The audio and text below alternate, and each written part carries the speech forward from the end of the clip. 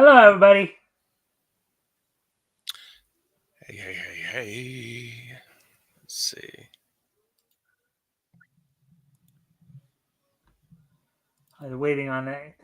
And the reason I did, I think I explained that to you before, RJ, but I don't know if I ever explained it to Apex. The reason I do that is because there have been a couple times where people have actually kind of had to tell me that my mic has got, because you know how I get into stuff when I'm reading stuff and stuff like that, and then I start. And we got a guy named Bone. Hey everyone, TGIF. Hey Bone, thanks for popping in. We're just gonna get settled in here before we get started, of course. So, you guys want to? I don't. Let's see. I guess we'll go counterclockwise. Start with RJ there. You guys want to introduce? Oh, what was there? You were waving. Was there something you wanted to? No, I know Bone. I was waiting on Oh, Bone. okay. Um, if you guys want, we'll start with RJ and then go to Apex and then we'll get into it. So if you guys want to do an intro, maybe share any links, you know, the drill. RJ, we'll start with you.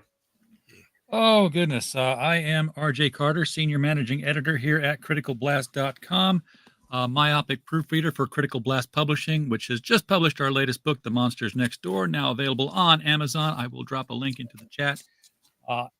And of course, we do Critical Blast Fulfillment, where we take your crowdfunder and get it into the hands of the people who gave you money so you don't have to.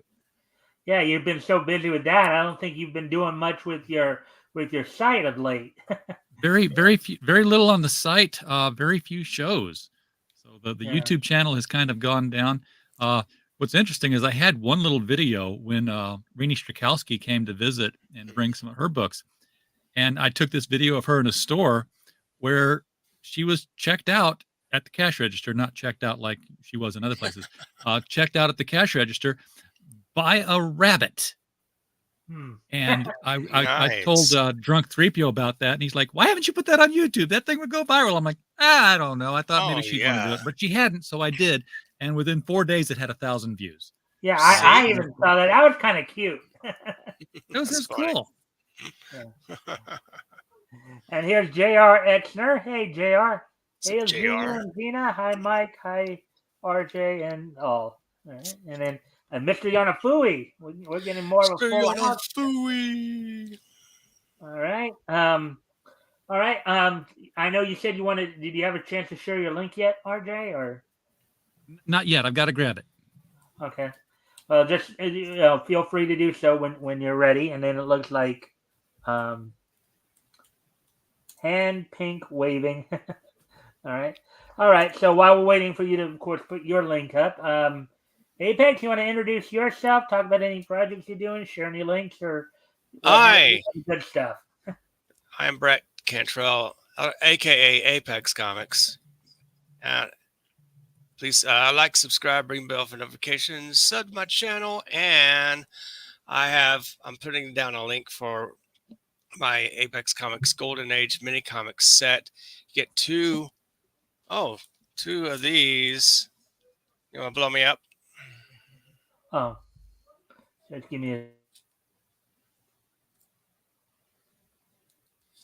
Anyway, you get two of these mini comics. They're trading card size comics. Madam X is 32 pages. Then you got Nikolai Star, which is about 28 pages. Plus, you get a free print on the back. $10 postage paid on my PayPal. I'll put the link in the description in the chat, so you guys can grab some of these. And I've got Fembat.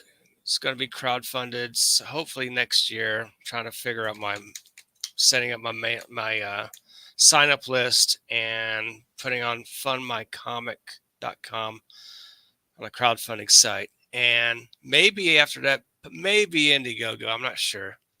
But that's when I got to ask RJ for maybe some crowdfunding help. Of course. That's what we're here for. Yeah.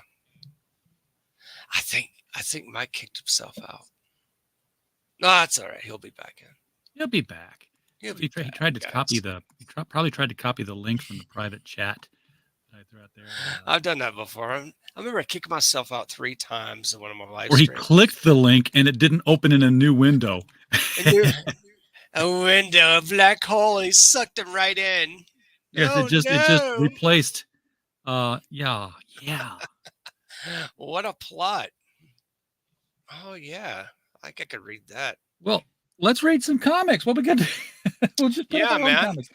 I got this old comic the other day because I like to collect the old Silver Age, Golden Age crossovers, and I think this was the Yes. first time in the Atom that the Atom met the Atom. Beautiful Gil Kane artwork. It From is. It is. late 50s, 1960s. Yeah, it's definitely 60s. But Yeah. so I collect these things. I've got the first Justice League, Justice Society crossover, the 2-part Justice League of America Oh issues, yeah. and my pride and joy that I've gotten a frame behind museum glass, not a slab. I mean, professional framing job. Green Lantern number 40, Oh which was wow. the fight between Alan Scott and Hal Jordan in front Oh, of the Guardians of the Galaxy. And it was the story where they first ever in all of DC history mentioned the Crisis. It was like, oh this is where really? you first hear about Krona and the big blue hand and the swirl of stars and how the multiverse got created. That was where it was all Wow. explained right there. Wow. That's deep. I hope Mike didn't just like lose internet because that would be more difficult to recover from. He's got to be back in. I'm sure he's just. I got to get back in. Where am I? He'll be back. I'm sure he will. So welcome everyone. Mike Walters, his Golden Age special. Well, it's every Friday. Comic book historic retrospective. That's it. Thank you. Yeah. Thank you. Yeah.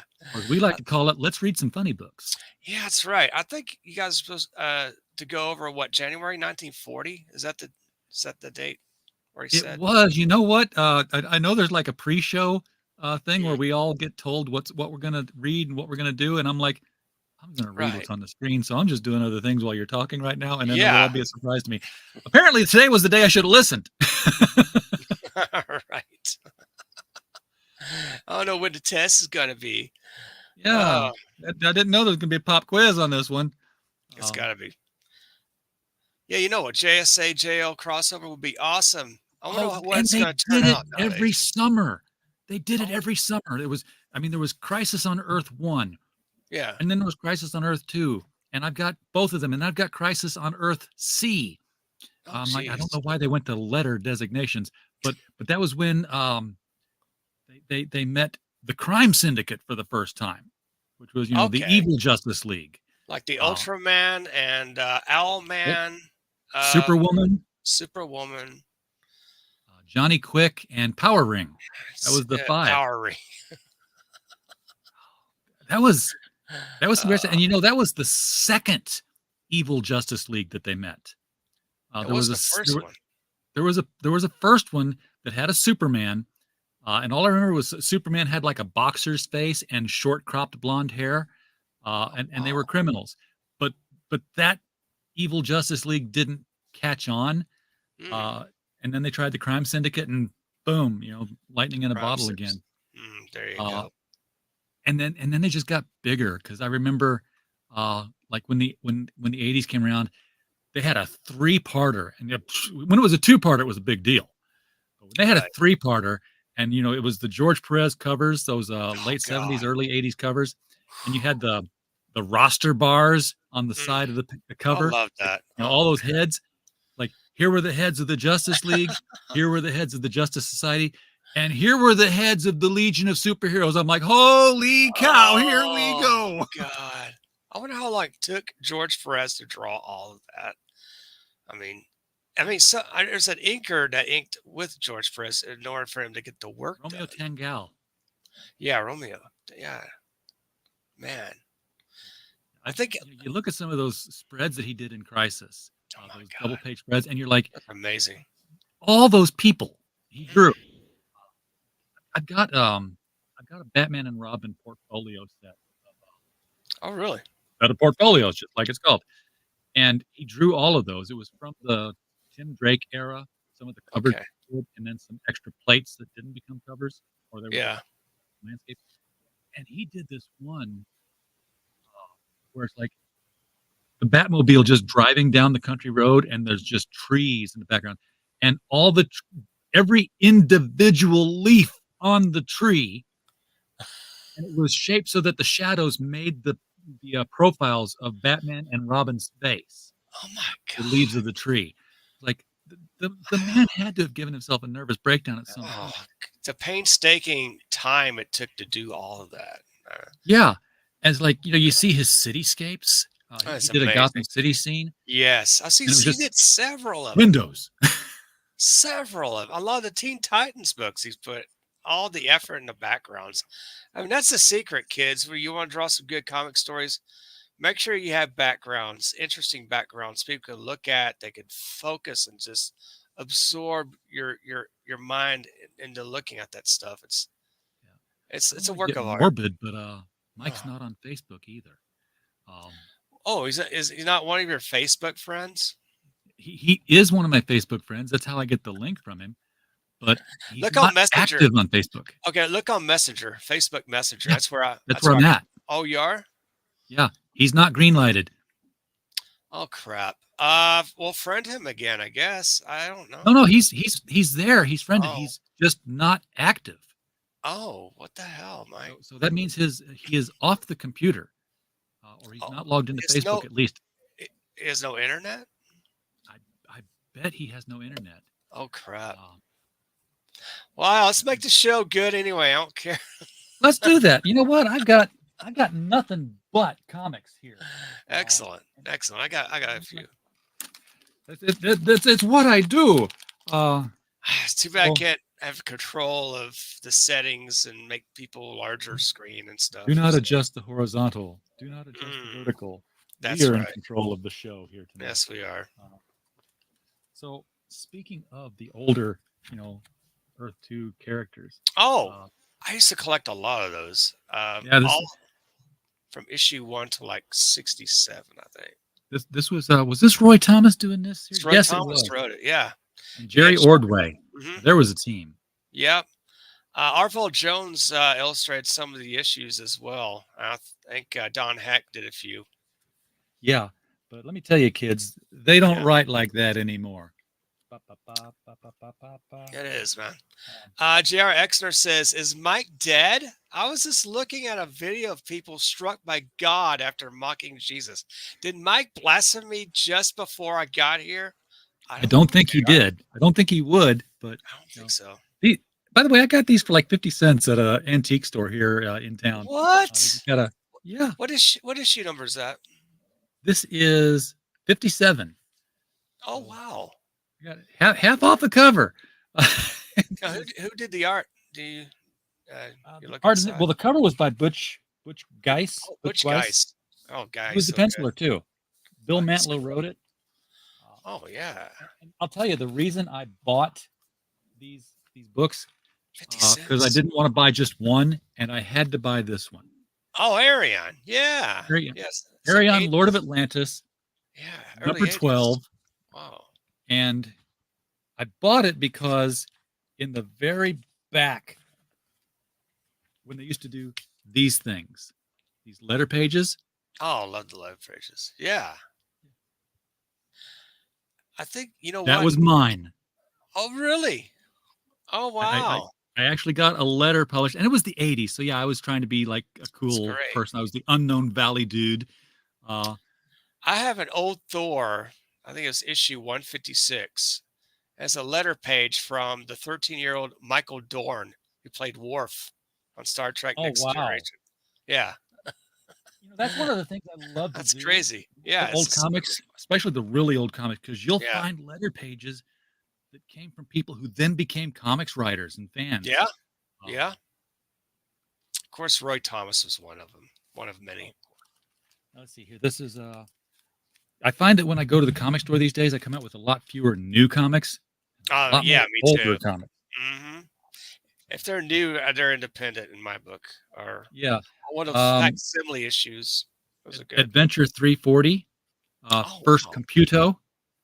What? Yeah, that's what the Computo character looked like at the very first appearance. Very boxy. Yeah. Very, very boxy and very big because computers were going to Wow. get larger and slower. With vice grips.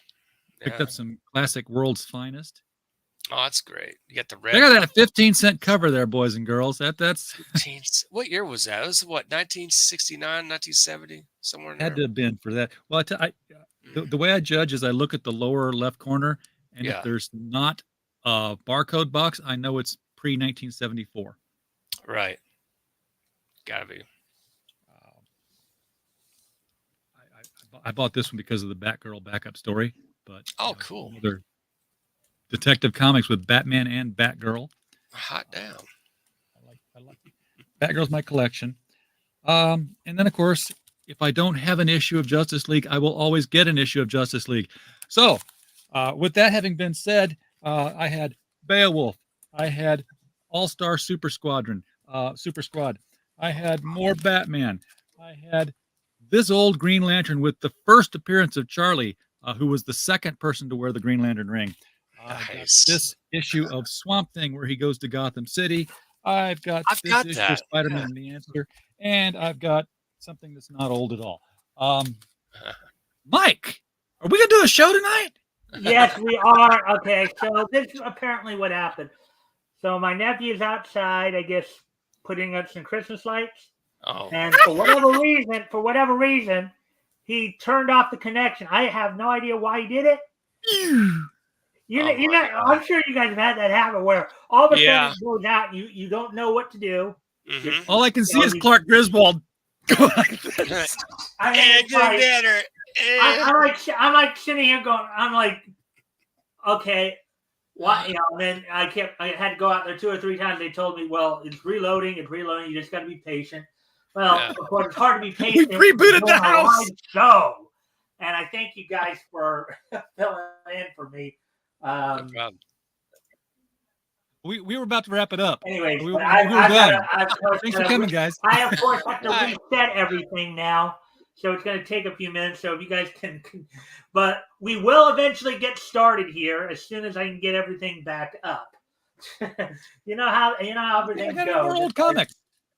It's great. I bet I have more old comics. I do have more old comics. Man, this is going to be a mess now to put back together. So to the chat, I apologize for this. This is not my fault. I was, you know me, I try to always do the best I can, but sometimes they just, life just has a tendency to throw a few screwballs at you, and you just... That's true.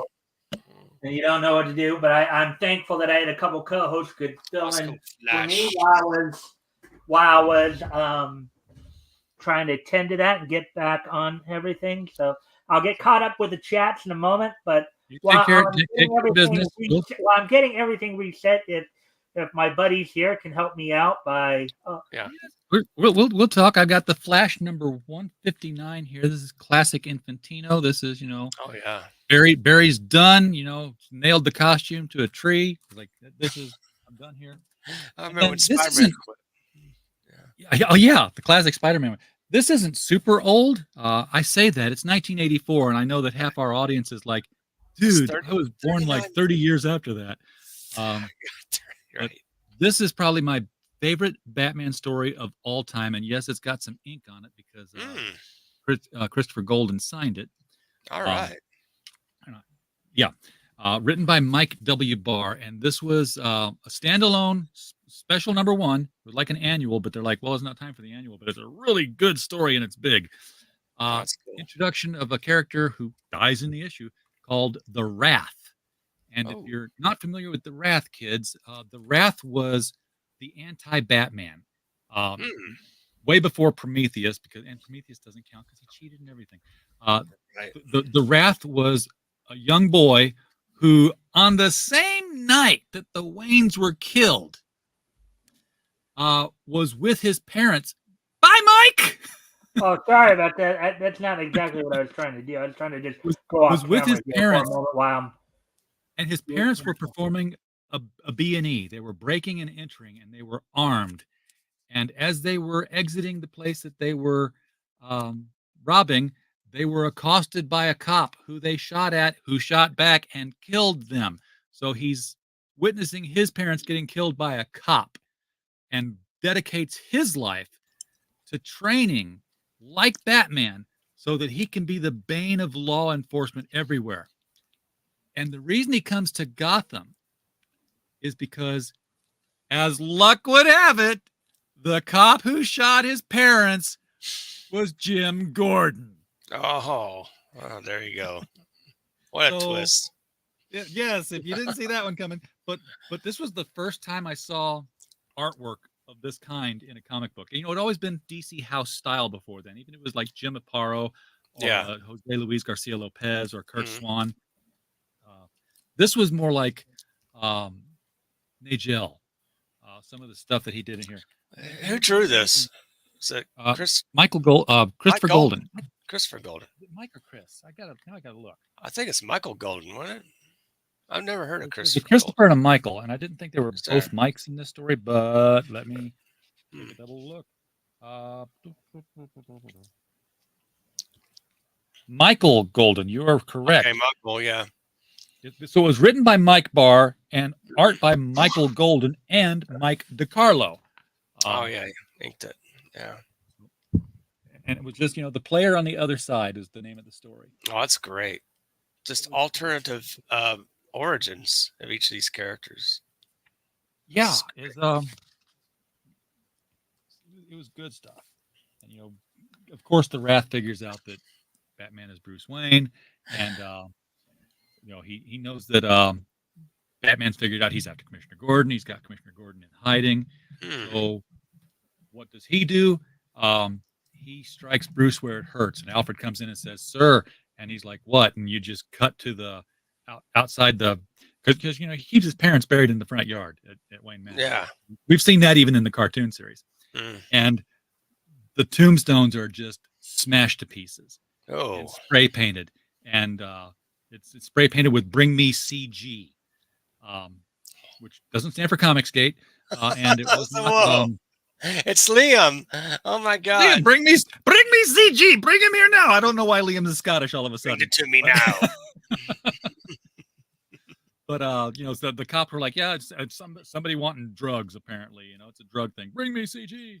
And Wayne's like, "No, that stands for Commissioner Gordon." Oh yeah. He knows who I am. Oh. This was a pre-Comicsgate book, by the way. Yeah, 1984. It was very much pre-Comicsgate. Comicsgate was not needed then. No, it was not.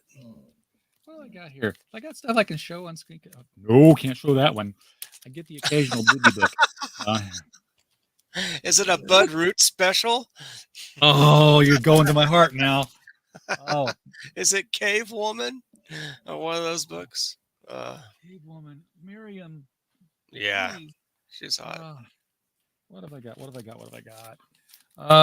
Sonia Devereaux, those are safe. Last Tales of Nerosville, Hero of the Book. No, everything else is recently acquired indie books. Okay. But yeah, I do.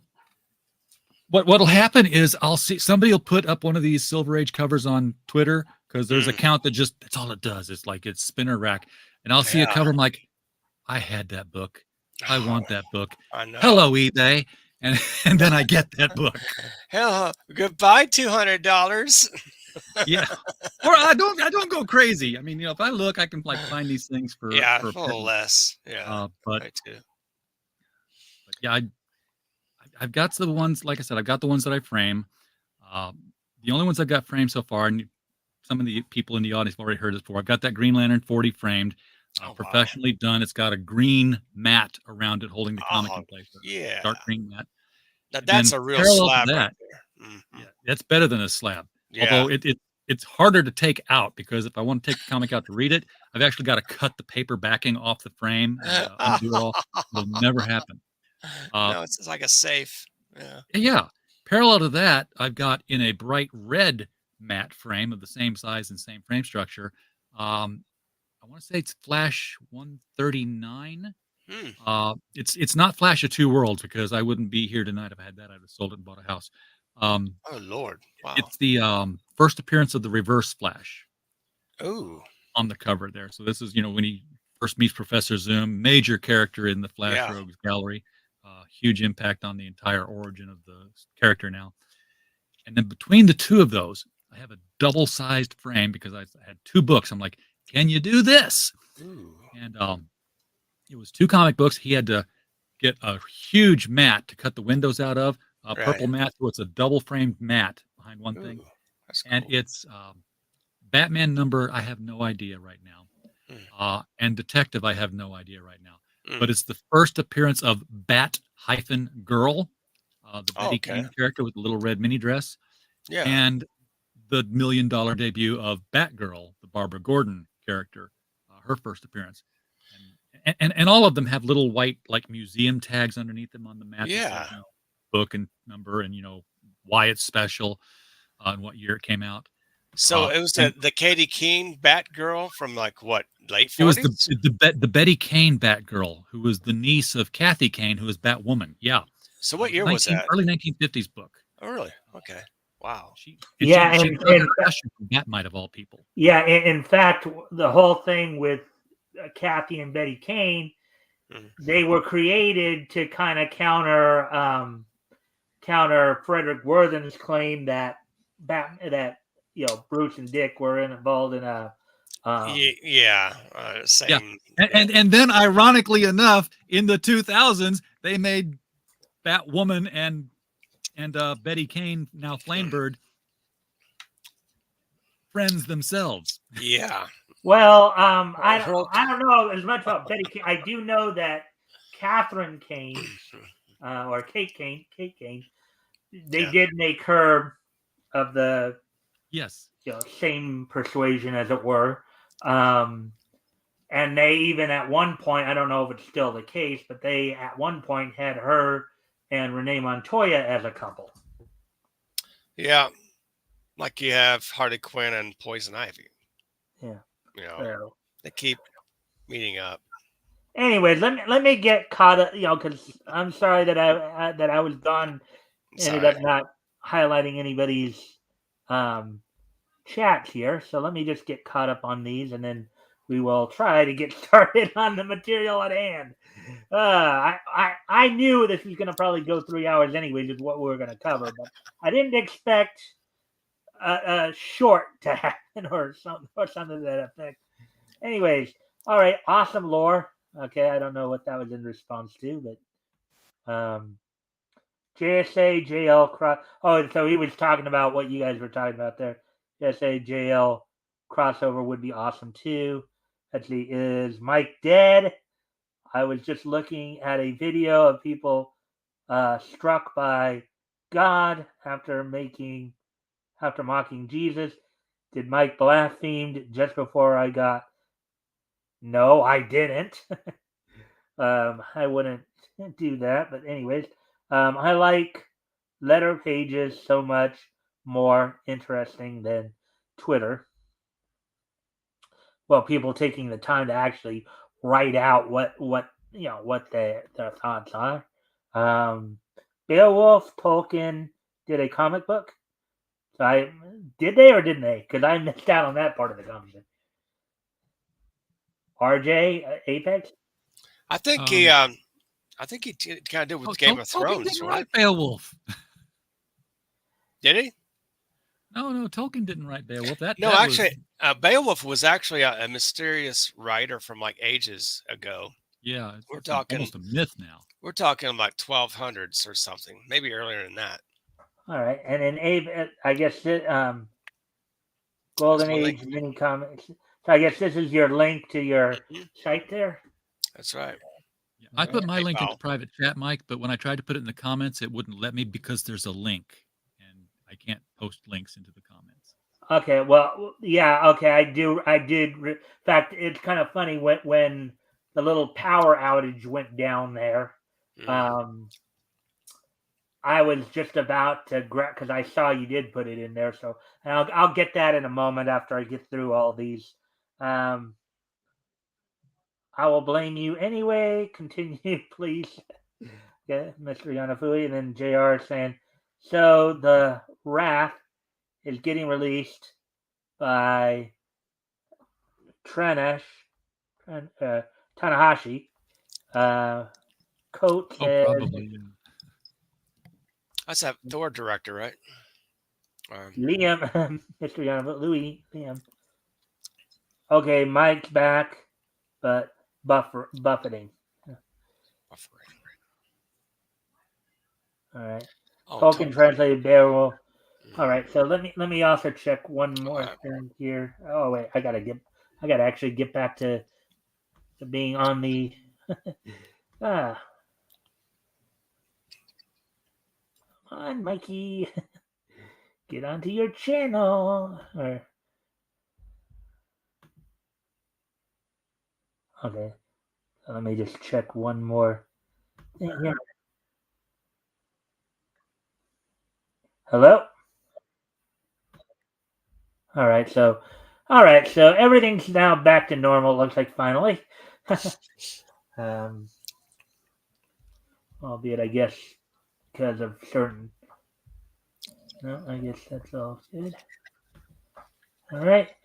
All right. So we're caught up on everything. Well, I guess there were a couple more. With one more thing there. Tolkien translated Beowulf.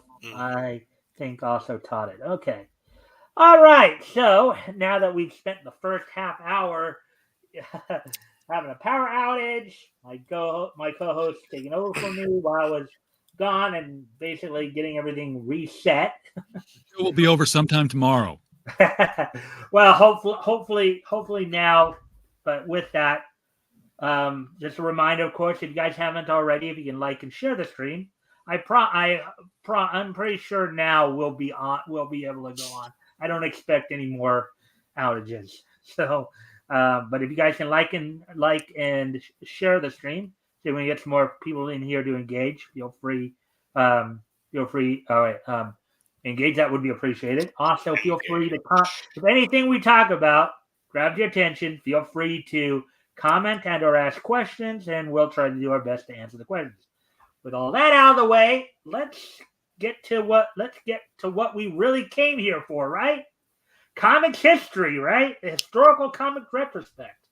And before we go a little bit forward here, just because I don't know if you guys had a chance to watch the show from a couple weeks ago and watch the end of it when I was talking about the growth that happened from 38 to 39, just to kind of catch everybody up on that. So at the end of 1938, you had 8 companies publishing a grand total of 24 books with an average of 3 books.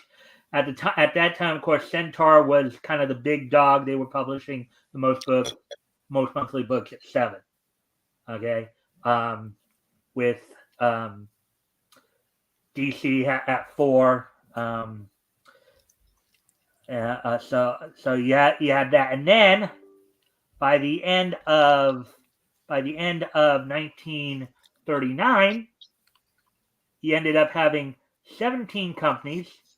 Now listen to this very closely. Make sure you hear this right, people, because I've had people, so I'm going to say this very specifically and very directly, just so you know. You had 17 companies, total companies, publishing a total between all 17 companies of 48 books. That's 48 between all 17, not 48 books each. We've had situations before when I've said that, people have thought I meant books each. No, 48 books total between 17 different companies, or just under 3 books per company. Overall, they ended pretty much in terms of publication output. The industry pretty much doubled. You had just over double number of companies start up. Of the 9 companies that started up, 7 of them started in the last third of the year, between August and December there. The last 4 months there. Between September and December, I guess. The last third of the year there. Including, of course, RJ, I think you were on with me when we did a couple of those companies that were coming out for the first time, Fawcett and Novelty Press, in fact. Yep. So now with the exception of one company, all the other 16 companies either increased publication, basically added more books, or they stayed where they were. Try for you two, because I don't know if you guys watched the show or not, previous show. Which company do you think actually cut back on their publication? Number of books they publish.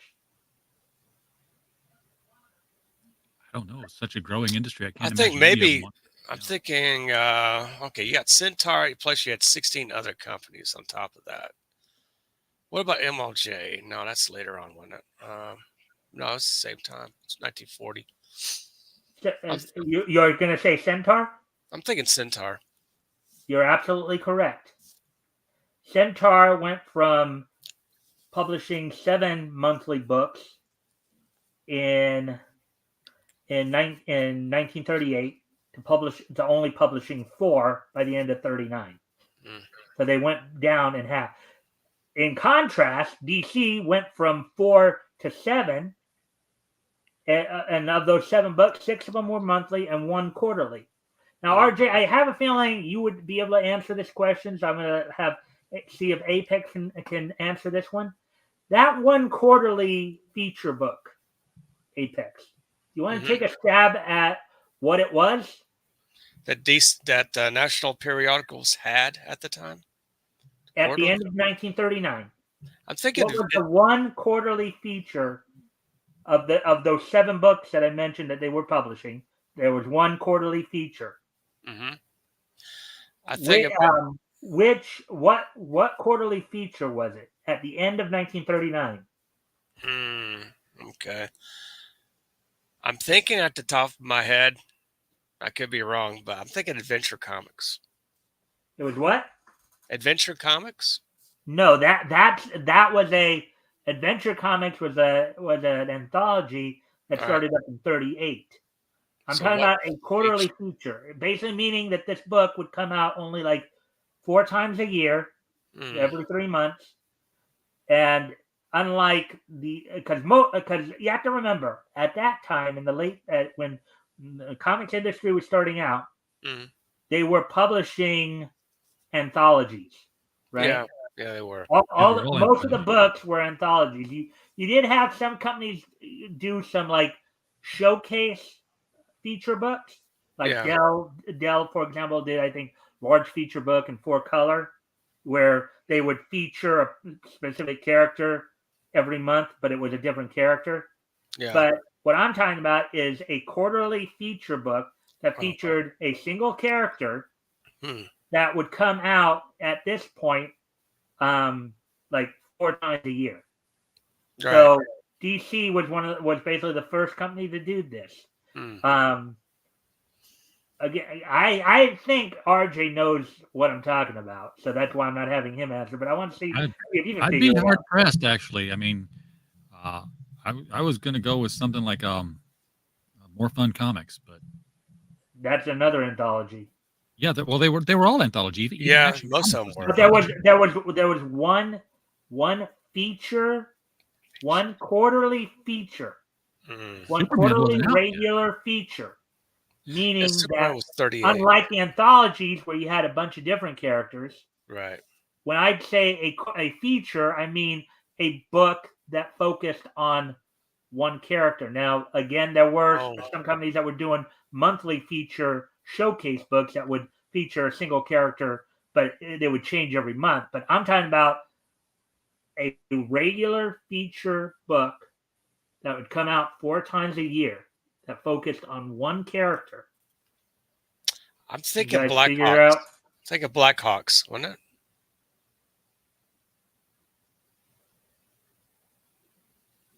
Mike, you're frozen. Oh God, you guys are frozen. Yeah, I know. I don't know why that happened, but you guys are still here, right? Yeah. My guess is Blackhawk or Blackhawks. No, that came later. Okay. All right. Seems this is going to be a little harder. And RJ, I have a feeling you're going to kick yourself when I tell you this. Superman. I was thinking that's the only one they had that was a Yeah. one character book. But Yeah. That was a quarterly feature. It came.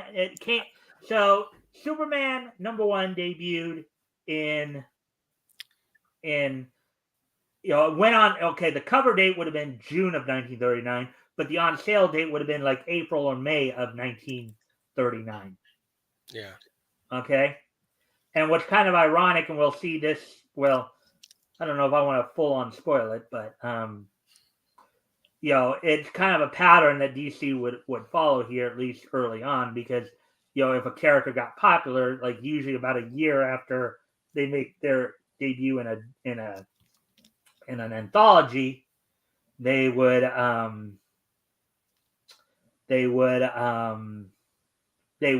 have that character come out. So it was Superman. That was the one quarterly feature that came out that year. So basically, and I know I forgot to do this, but I'll do it now. Let me just. RJ, it looks like you're gonna have to share the link in the private chat again. It's not there now. Probably because I had to leave and come back. So, right. But if you can get that in now, I'll put it up when we have a moment. So anyway, so I just wanted to get you guys caught up on that. So because with what the first thing we're going to do here is we're going to take a quick general look at 1940. That's the first thing we're going to take a look at, and I will go ahead and get ready to share that. Going to check something here. Okay.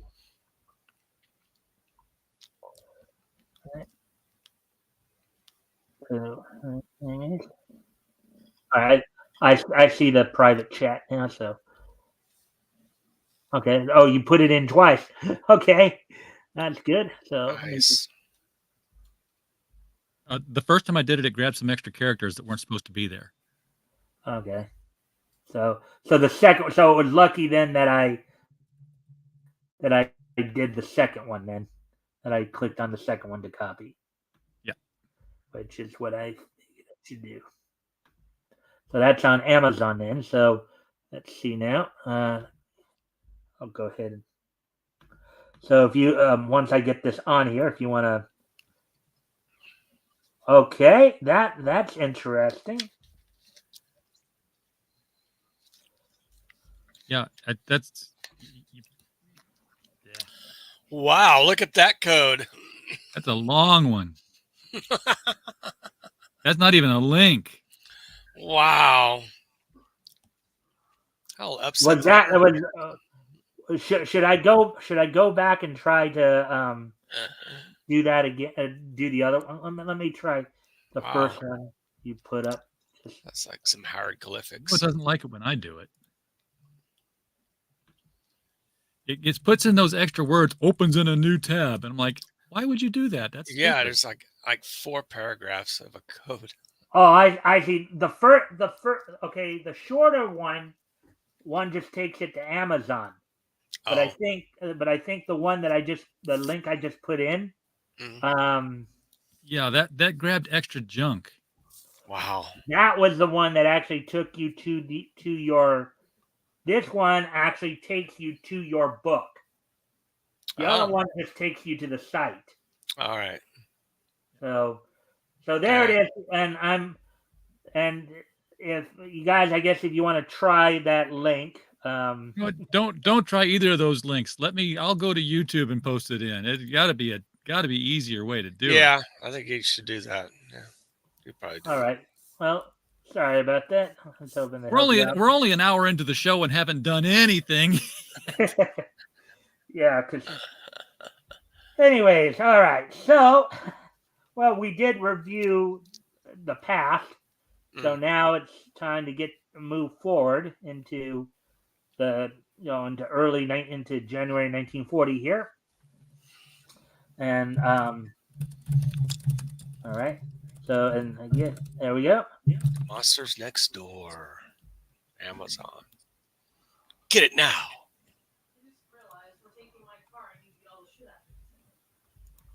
All right. I see that's what basically happened there. Nice. All right. So apparently, I guess. All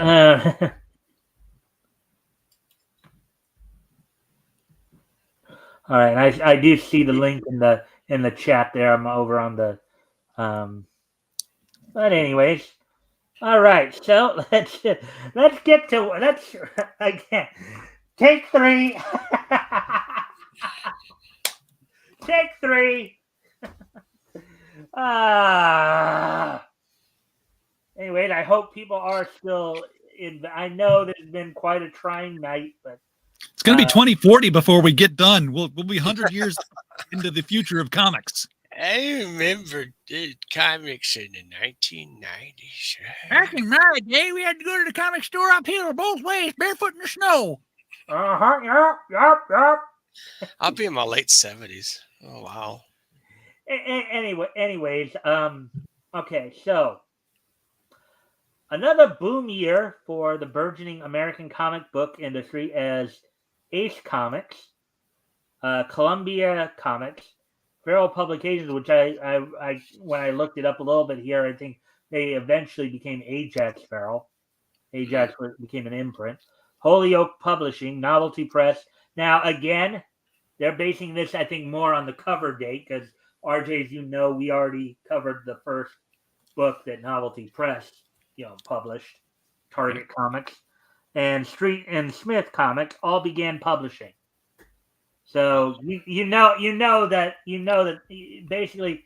Granted, I may not be able to tell you guys the sales numbers or anything like that, but what I can find is public, because obviously the obvious thing is obviously you're going to be publishing more books if it's working for you, right? That's the idea. All right, so got that out of the way. So now what we're going to do is we're going to do some introduction stuff. We're going to do some. So the three stories we are eventually going to get to reading tonight. I'm going to read a Superman story from Action Comics number 22. Because of a two-parter that eventually introduces Lex Luthor. We're going to read the Spectre's debut in More Fun Comics number 52, and we're going to also read King Standish's intro in Flash Comics number 3. But we're going to also get you guys caught up on some character introductions and read some summaries of some stories that again, had we more time, I would try to read them, but I'll at least read the summary so you guys at least know what's going on, so you're aware of what's going on in the world that we're talking about here. So let me get to that. All right, so let's see that. Let me pull that up. And again, just as a reminder, if you guys can like and share the stream if you haven't already. Also, if anything here grabs your attention, feel free to comment and or ask questions. We'll try to answer the questions to the best of our ability.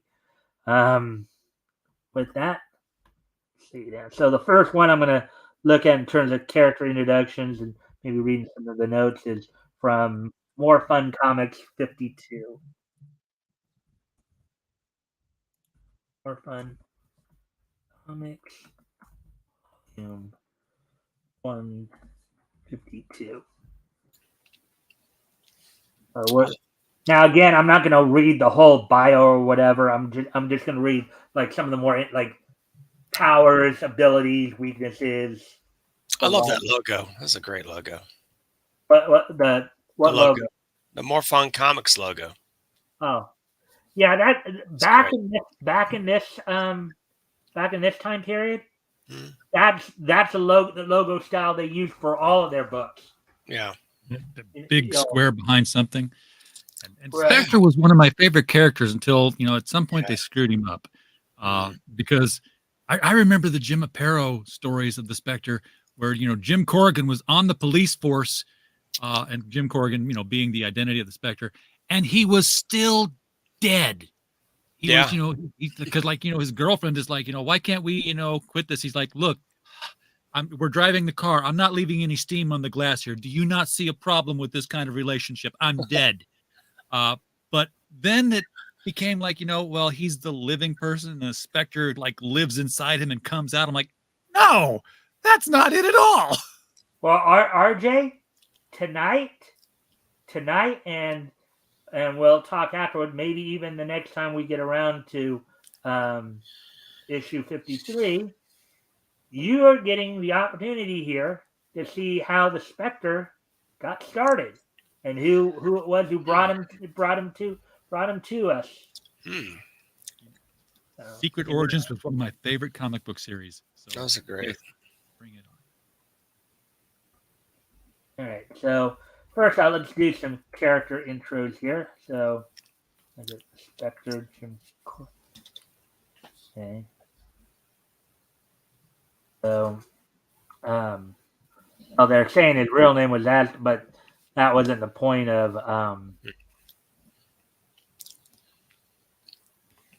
So he was created, of course, by Jerry Siegel and Bernard Bailey. Jerry Siegel, of course, who gave us Superman, one of the two guys, and Bernard Bailey, who was the artist for the Tex Thompson stories. Okay. So, powers and abilities. Like some of this, they give us the new Earth stuff as opposed to just Earth 2, so it's a little nigh omnipotence. So powers, nigh omnipotence, divine empowerment. Basically, as a servant of God, he basically has godlike abilities, right? Nigh omnipotence, which Spectre has access to virtually all of knowledge. Basically, basically, he's kind of like Q in a way. That way, Q from Star Trek thing, right? Pretty much omnipotent. Cosmic awareness, which he could sense the mystical crisis was imminent, or mystical crisis was. Let's see, dimensional travel. Of course, that's pretty self-explanatory. Energy projection. Eldritch blast. The Spectre can fire powerful beams of pure mystical energy from his hands and eyes, like a lot of heroes, right? Electroblast. The Spectre was able to project powerful bolts of lightning from his eyes down on a group of criminals. Energy construct creation. Spectre can create solid energy constructs from his mystical energy. On one occasion, he constructed a mace and shield for combat. Antimatter blast can fire blast of antimatter energy. Enhanced senses. That's pretty self-explanatory. Enhanced sense of smell. Enhanced vision. See, flight, immortality. I love that they're trying to list everything. He's the agent of God. If you can think it, he can do it. Yeah, but it's still kind of fun to go through all this. Immortality, intangibility. The Spectre's nature or natural form is phantasmagorical, even when he is powerless. At the invisibility, invulnerability, metamorphosis, and size alteration. I figure most of this stuff I don't necessarily, most of it I don't necessarily need to read. You guys know what these words mean. If you don't, just let us know, and then I'll go back and read them. Molecular reconstruction. So Spectre can alter the physical structure of matter at will. Disintegration, we kind of know what that is. Possession, pyrokinesis, thermoblast. Among the many other forms of blast he has, he can also shoot powerful blasts of flames from his mouth,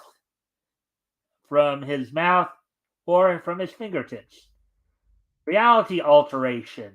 Spectre capable of warping and controlling reality. Superhuman strength, telekinesis, telepathy, illusion casting, field projection. Let's see. So those are all his powers. So now his abilities. And I don't know if you guys notice on this site, they have a tendency to differentiate between powers and abilities. Intimidation, less a skill than an application of his powers. Occultism, is knowledgeable of the occult, the history, and various occult-related rituals and demonology. Hand-to-hand combat, advanced, so aerial combat, swordsmanship, weaponry. Weaknesses, vulnerability to Spear of Destiny. As with anybody who draws their abilities from magic or any form of magic or sorcery or even divine empowerment. Divine limitations. The presence can impose limits on what the specter is able to do. Divine law. There are certain boundaries even the specter must not cross. If it does, it faces punishment of the presence. When this and I'm guessing the presence is their interpretation of God or Yahweh. Right. Psychologically induced limitations. So the specter is one of the most powerful magical forces in existence, but his power is dependent on his host for guidance. In the case of when the specter created a human form for Jim Corrigan, Corrigan wanted to rejoin humanity and consciously divided his power.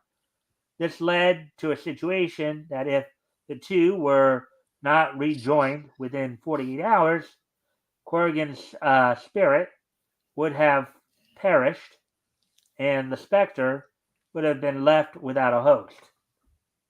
Wow.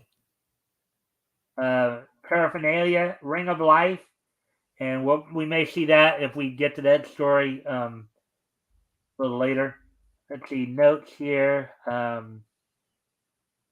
And some typical stuff here, like when they're talking about the whole Earth 2 idea and whole aspect of. So the Spectre was created by Jerry Siegel and Bernard Bailey, although several sources attribute creator credit solely to Siegel and initially Bailey to being merely the artist assigned to the feature. So I guess in some ways it could be somewhat of a similar situation to Finger and Kate. Similar, not exactly, but similar situation there. So that's a Spectre for you, and I will try to get through these because I know people want to get to the actual comments, but we do have to.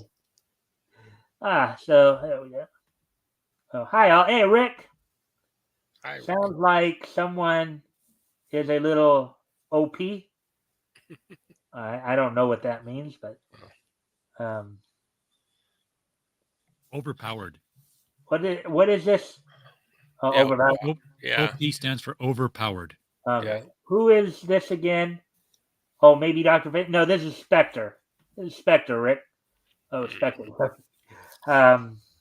These people won't have a ghost of a chance. Also, just so you know, Rick, Dr. Fate makes his debut 3 issues later in 55. And More Fun 55. And so, for you guys as well.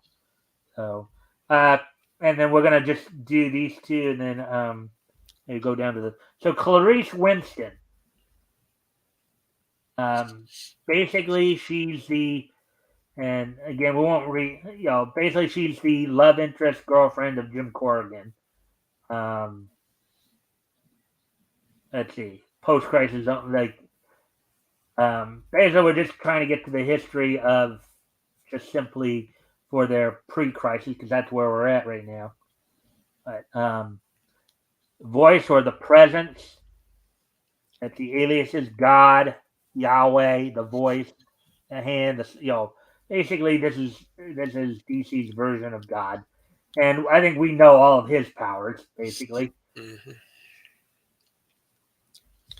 The presence. So, all right, so let me just come down here to the notes and trivia section here real quick. See if there's anything of any interest. Not for what we're going to do. So okay, so that's all the intro stuff for More Fun 52, and as I said, I knew we were gonna with all this that we had to do. I knew we were gonna it was gonna probably be like 3 hours, 3 hour show here instead of the normal 2. But let's see now. So, oh yeah, Flash number 3. Flash.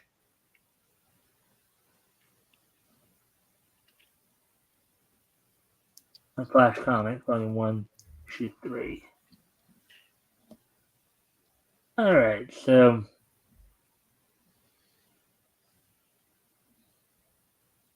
course, Flash featured five heroes in it, like Flash, Hawkman, Johnny Thunder, the Whip, and the King was introduced here in issue 3. We'll do, and again, we're reading the story anyway, so all right. King was a mystery man in the 1940s using disguise and deception to fight crime.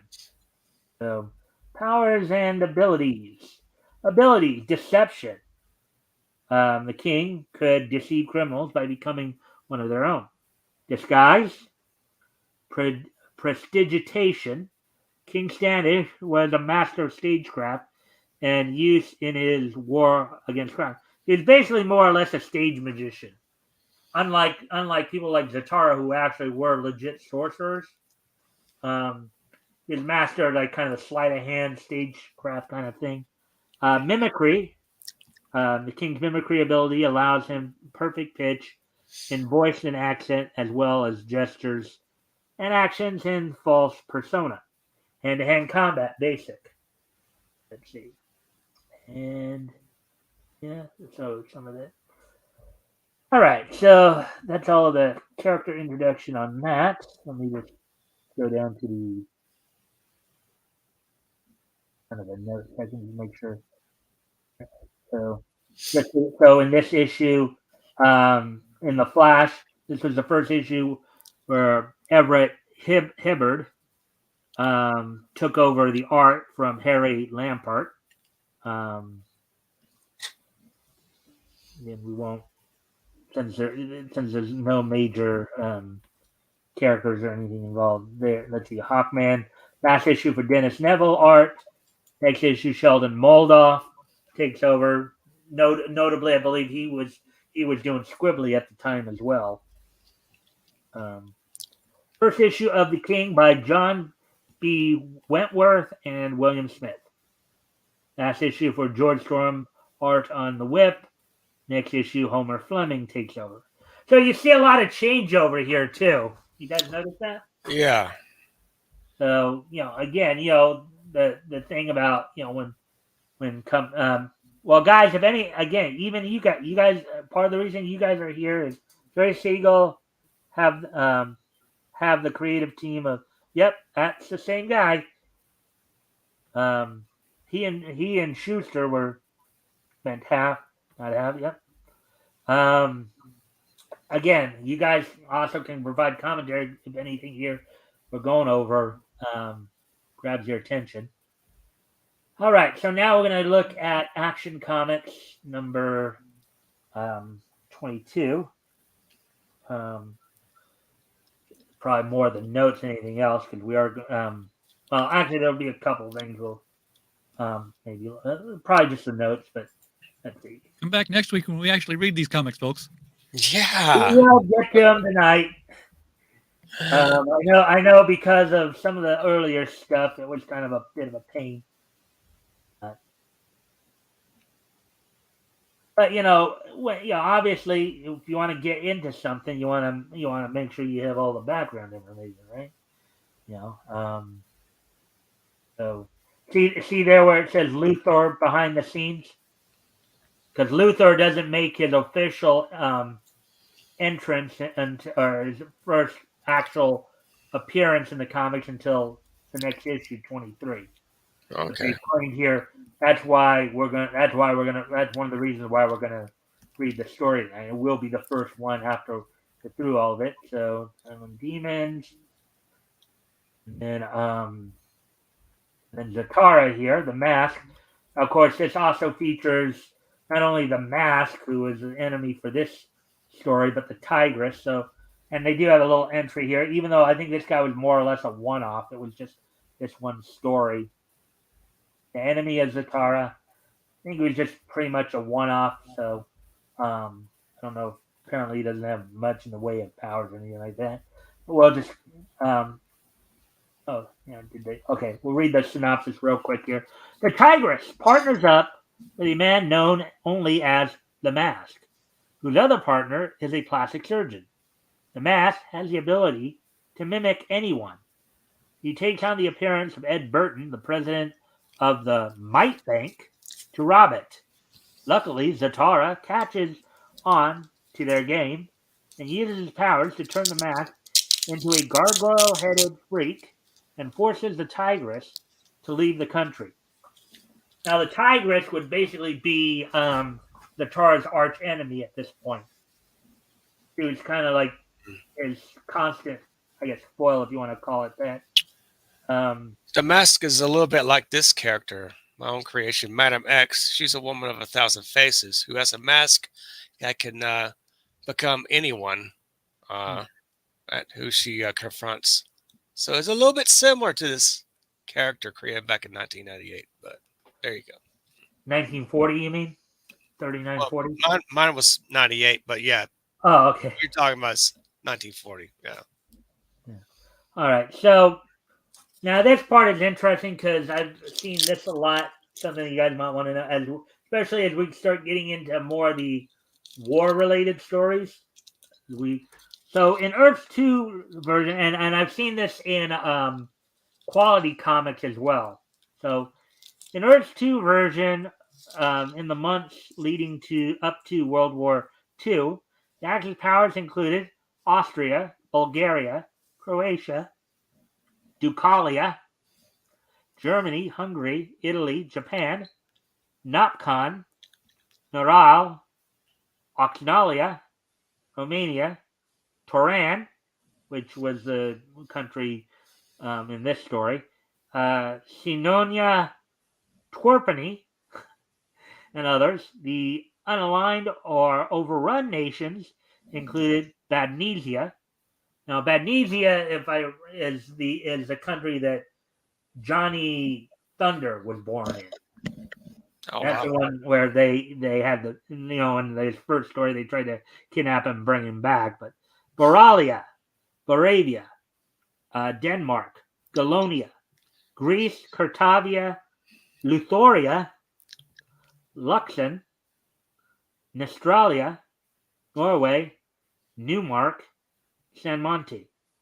Now, the reason I point this, after 1941 December, many of these countries dropped from the scene, pretty much because these countries were made up. Quality did the same thing. They made up a whole bunch of countries to, I guess, all right, so that's enough from there. Let's see. So now let's see. So let's see. Adventure and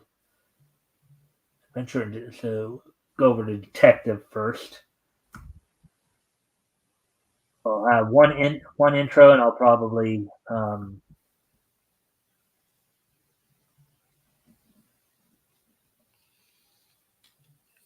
RJ, you asked me once how I was going to deal with when I had multiple stories like this, where I had a whole bunch going on. You're seeing how I'm doing it. 36.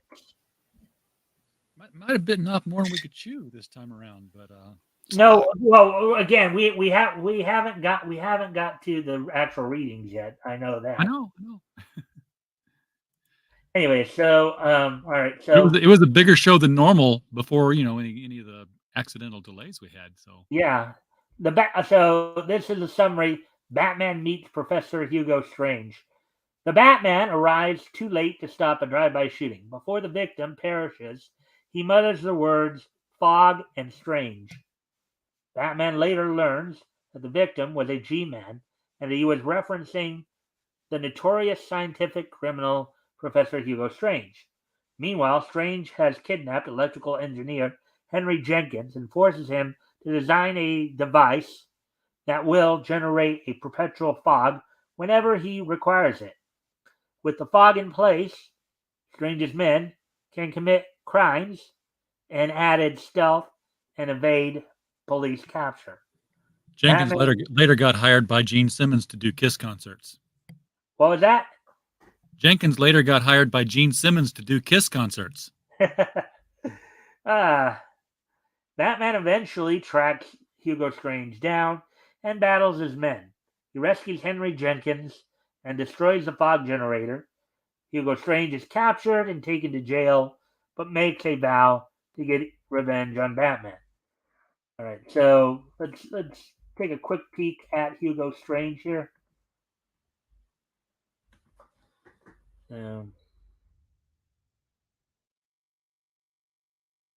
Hugo Strange is a demented criminal scientist and genius, infamous. So this is Earth 2's version. And look at it. And the look there, at least, is more like they used in like the DCAU. Kind of like the design there. Let's see. She's infamous for committing and organizing crimes all over the world, known as an international mastermind. All right, so let's go ahead and get down to powers and abilities here. Genius level intellect, chemistry, medicine, philosophy, other characteristic, restricted mobility. Notes, let's see. This version, okay. Yes, this one was considered wiped out by the crisis. It's kind of funny, too, because Rick can probably tell you guys this. We actually read a story of another Hugo Strange a couple weeks ago when we were looking at Thrilling Comics #1 from Standard. But that was Dr. Thomas Hugo Strange. We couldn't even get through the story because that one was it was 37 pages, but also the scan was bad. Hugo Strange's second scheme had been attempted before in an earlier issue of Detective Comics and foiled by a Chinese American detective. All right, so that's all for that. So now one more intro and then one more introductory thing. Then we'll finally get to the readings.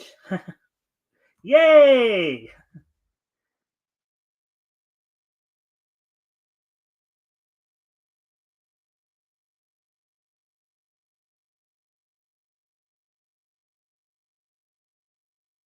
And mind you, too, and we were just looking at Detective Comics #36. The following issue, Crimson Avenger makes his return after like a absence.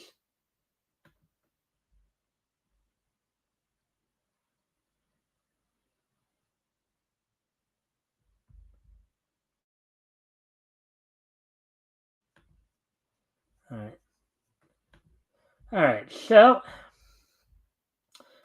and in this one, this is another one where the next issue is going to have a major intro and Hourman and Adventure Comics 48. So, anyways, we'll okay. I won't read that whole. I won't read that whole summary. Well, maybe I should read it at least so you guys. So the person we're going to focus. Well, I'm going to focus on Diane, and so Diane Belmont was, of course, Wesley Dodd's, lady friend. You might read a portion of it. So let's see. Diane Belmont was the lifelong companion of Sandman Wesley Dodds. So powers and abilities: writing, lock picking, deception, stealth, charisma, some basic hand-to-hand sewing. So, and occasionally Diane's name was spelled. So I think what they're saying here is the correct spelling of Diane's name was Dian, but some people would sometimes spell it with the E added. So, all right. So, yeah. And I don't know if you guys knew this, but they were lifelong companions, but they never married. They were basically a common law marriage throughout their time together. So, Anyways, I'll introduce everybody to her father real quick here, and then we'll Lawrence Belmont was a prominent district attorney serving New York City during the Prohibition era of the 1930s. Of course, basically so litigation. He was a skilled lawyer, basically.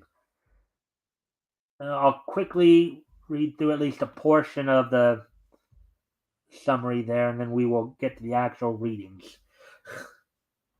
Let's see. While investigating the murder of Anson, actually, I got a better way of doing. Well, okay, I'll read the synopsis from another site in a moment. Let's just go down to.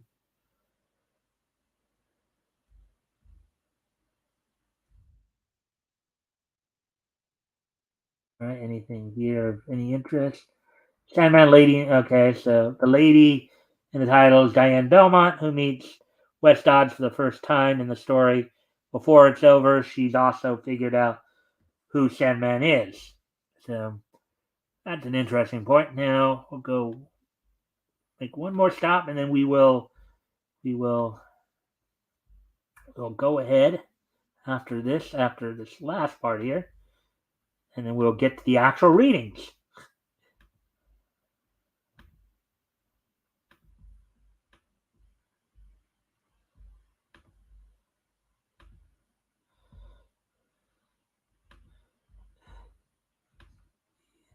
Are you guys taking all this in? Is that why you're not saying much, or no? I can't read it. It's too small. Well, no. I mean, when I was still reading some of the stuff there, I was wondering if you guys had. I noticed you guys weren't commenting on anything I was talking about there. I didn't know if you did have any comments or not, or on some of the stuff I was saying there, some of the stuff I was pointing out. All right, so here's probably a quicker synopsis here. So, while awaiting the results of a ballistics test to provide information on a murder investigation, the Sandman catches a woman breaking into his wall safe. The girl, Diane Belmont, confesses that she is a safecracker raised by criminals. She is breaking into Wesley's safe for Black Bill Trent, who claims to have knowledge about Diane's real father. Diane, learning Wes is the Sandman, agrees to help him catch the murderers if he helps her find her father. When Diane tries to get the ballistics report for Wes, crooks surprise her and wound Sandman. Sandman and Diane escape with evidence implicating Trigger Hunt and Black Bill Trent in the murder. Sandman then brings the evidence to the district attorney, who wants to arrest the crime fighter. Sandman also provides DA Belmont with evidence that Diane is his daughter. Reunited with his lost family, the DA gratefully allows Sandman to leave. So, again, this was also something that was pretty common. Many of the mystery men at the time, as they were called, ran somewhat afoul the local police, either because they were corrupt or just because they didn't like the idea of vigilantism. We're not always on the best terms. We see this a lot in Batman stories. We see it here with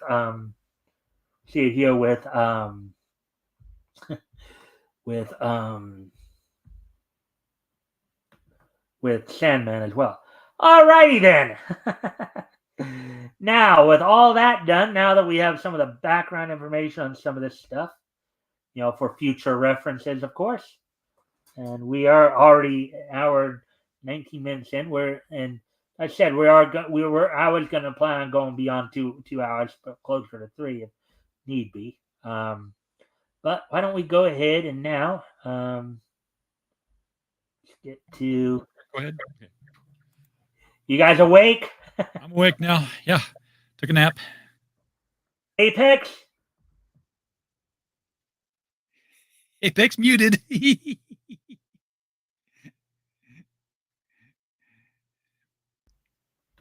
Apex, you there?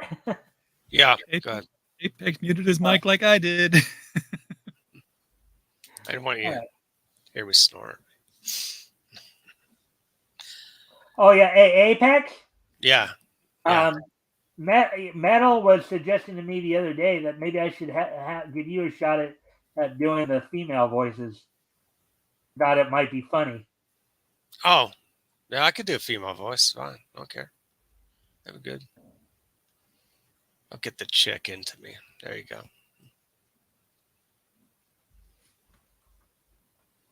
All right, so there we go. I think you guys can see that.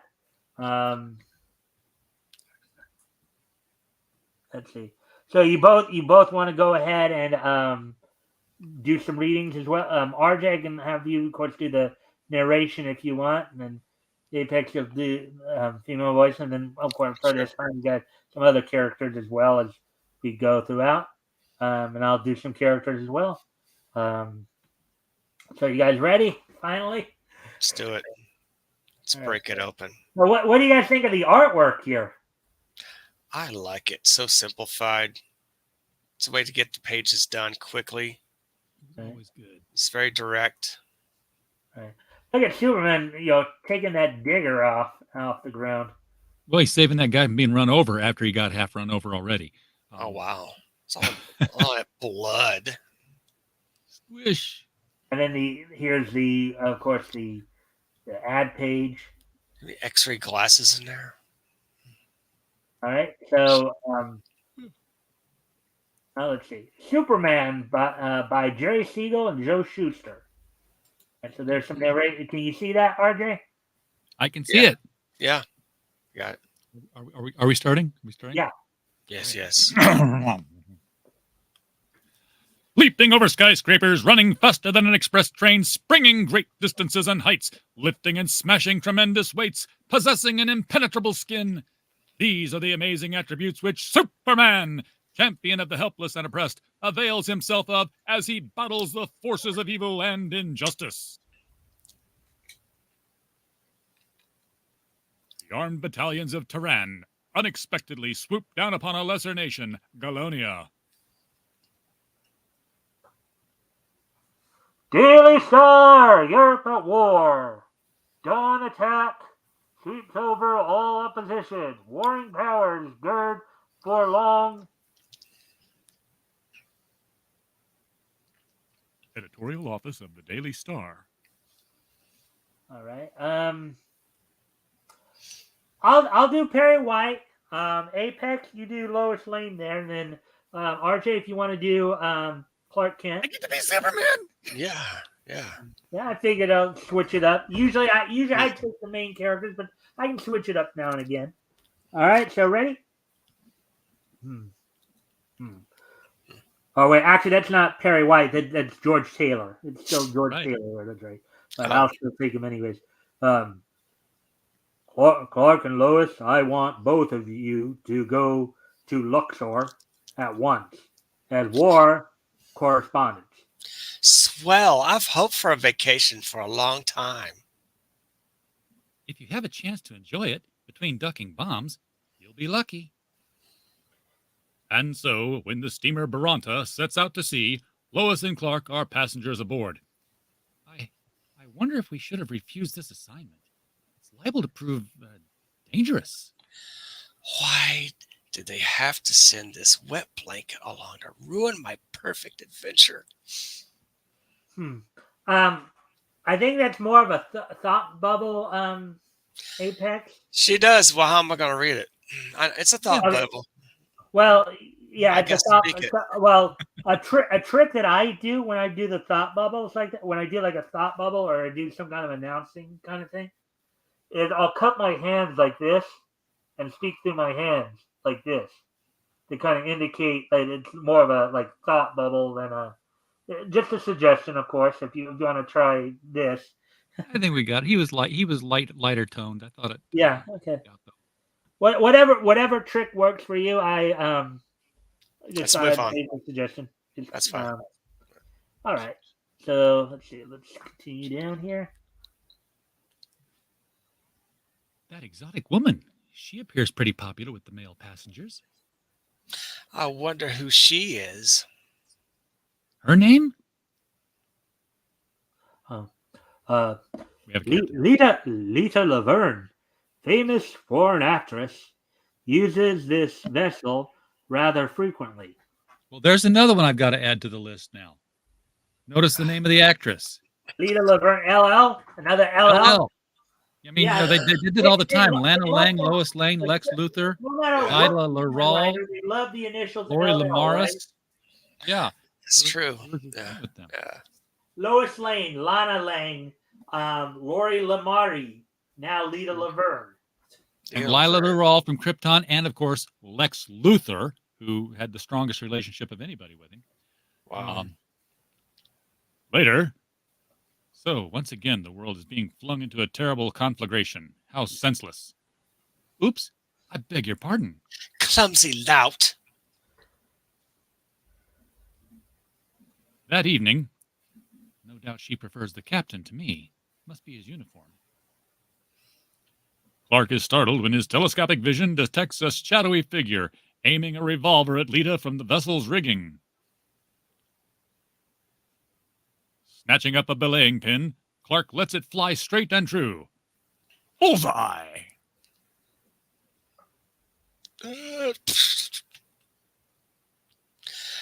I saw your swift action. Oh, my life to you. Glad to have been of assistance. I'm a reporter. Mind telling me why anyone would want to take a shot at you? Frankly, I don't know. Later, as Clark strolls along the deck, maybe she does, doesn't, and maybe she does. A flashlight in the captain's cabin.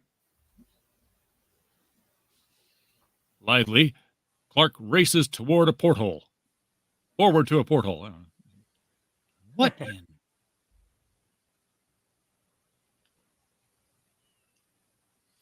If that gal's on the up and up, I miss my guess. As the days drag by, And I always thought an ocean voyage would be romantic. I'm bored sick. uneventful, eh? If you only knew. When the Baranta docks in Turan, You must come to my manor tonight where I am holding a delightful reception. I'll be there.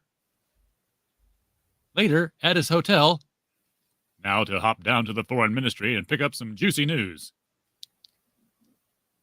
But when he reaches the ministry, what's the idea? No admittance? How am I going to get an interview? That's your problem. Sorry, but orders are orders. Tell me, you newshawks, why the tight censorship? All we get is a censored press release. You have to be a magician to get past those doors. Lita, Miss Laverne, She snubbed you cold. Well, she wasn't so unfriendly last time I saw her. We're going to a reception tonight and look into this. As they drive toward Laverne Manor that night, I suppose you'll stick so close to Miss Laverne, I won't catch sight of you all night. small chance. We'll be lucky if she'll admit us. Mr. Kent, I'm so delighted to see you, and I was afraid you would not come. Huh? Say, why don't she make up her mind whether or not she cares to have anything to do with me? That's kind of a funny situation, huh? I smell twins. What are I want to hear your thoughts on those last few exchanges they had. Oh, Clark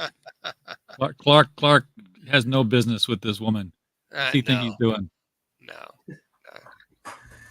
I guess we'll find out here, won't we? Come with me. I have so much to say to you. You have? And now that we're alone, tell me all about yourself. There's not much to say. Then tell me about the great nations. Do you think they are in sympathy with Toran invasion of Galonia? Yeah, she's getting down to business. Okay, democracy- okay, hold on. Before you continue, RJ, let me ask you this: what do you guys think is going on now? She's a spy. She's trying to get information out of him.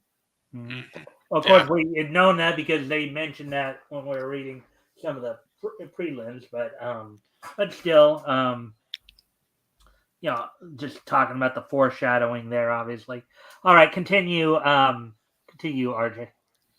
The democracies are definitely opposed to aggressor nations. Any more questions? You must excuse me. As hostess, I must look after my guests. Surely. So she's already found someone else to pump. There's no doubt of it. That girl is a spy. He may not be astute in the ways of women, but Clark is definitely in the way seems to be astute in the way of spies, huh? What would you guys say to that? I'd say he's more focused that way. Yeah. He knows what it's like to deal with a woman who's always trying to find something out. Exactly. Yeah. Right. So here you are. Sorry to have left you, Lois, but I don't want any explanations from you. I'm leaving. But Lois. At that moment, high over the city, an invading aviator looses several bombs. Boom! Boom! Bam!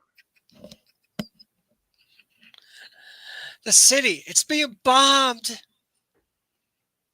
Adhering to his false attitude of cowardliness, Clark dives for cover under a nearby table. Swiftly, he streaks from the manor, and once outside, unobserved changes into the dynamic Superman costume. Superman acts. I like how What is that, like Hassan Chop? I mean, he says Superman. I refer to myself in third person. Yeah, it's kind of funny because it's almost like caveman-esque, right? Yes. Tarzan eat now. Caveman-esque. Superman fly. Yes. Up towards the bomber streaks Superman's figure.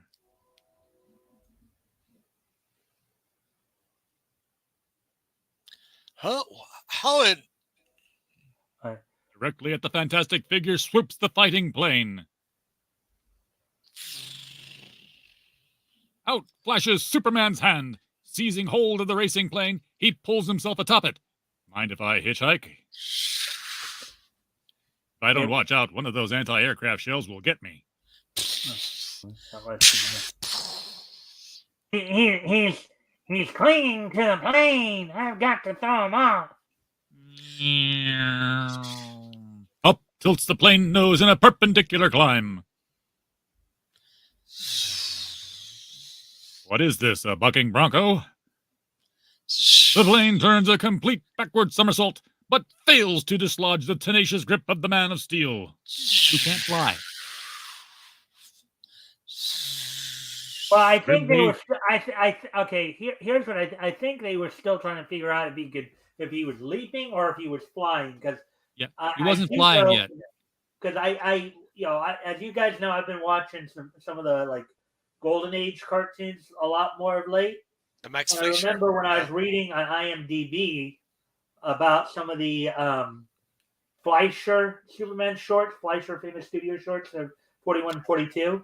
I love those. They talked about how in those shorts they decided to have Superman fly because while leaping looked good on the page, this is their reasoning. Apparently, leaping looked good on the page, but in like live animation, not so much. Yeah. According to the DC canon of the Silver Age and Golden Age, Superman could fly, but didn't know he could, and didn't learn to fly until he was in mid-leap and saw something else somewhere else and changed direction. And that's when he realized, oh, I can do that. Okay, then. Oh, wow. That's cool. All right, continue on, Arden. Grimly, the weird figure crawls forward, battling the pressures of a tearing wind. Another few feet. My gosh, he's reached the wing. Superman stretches his hand out toward one of the whirling propellers.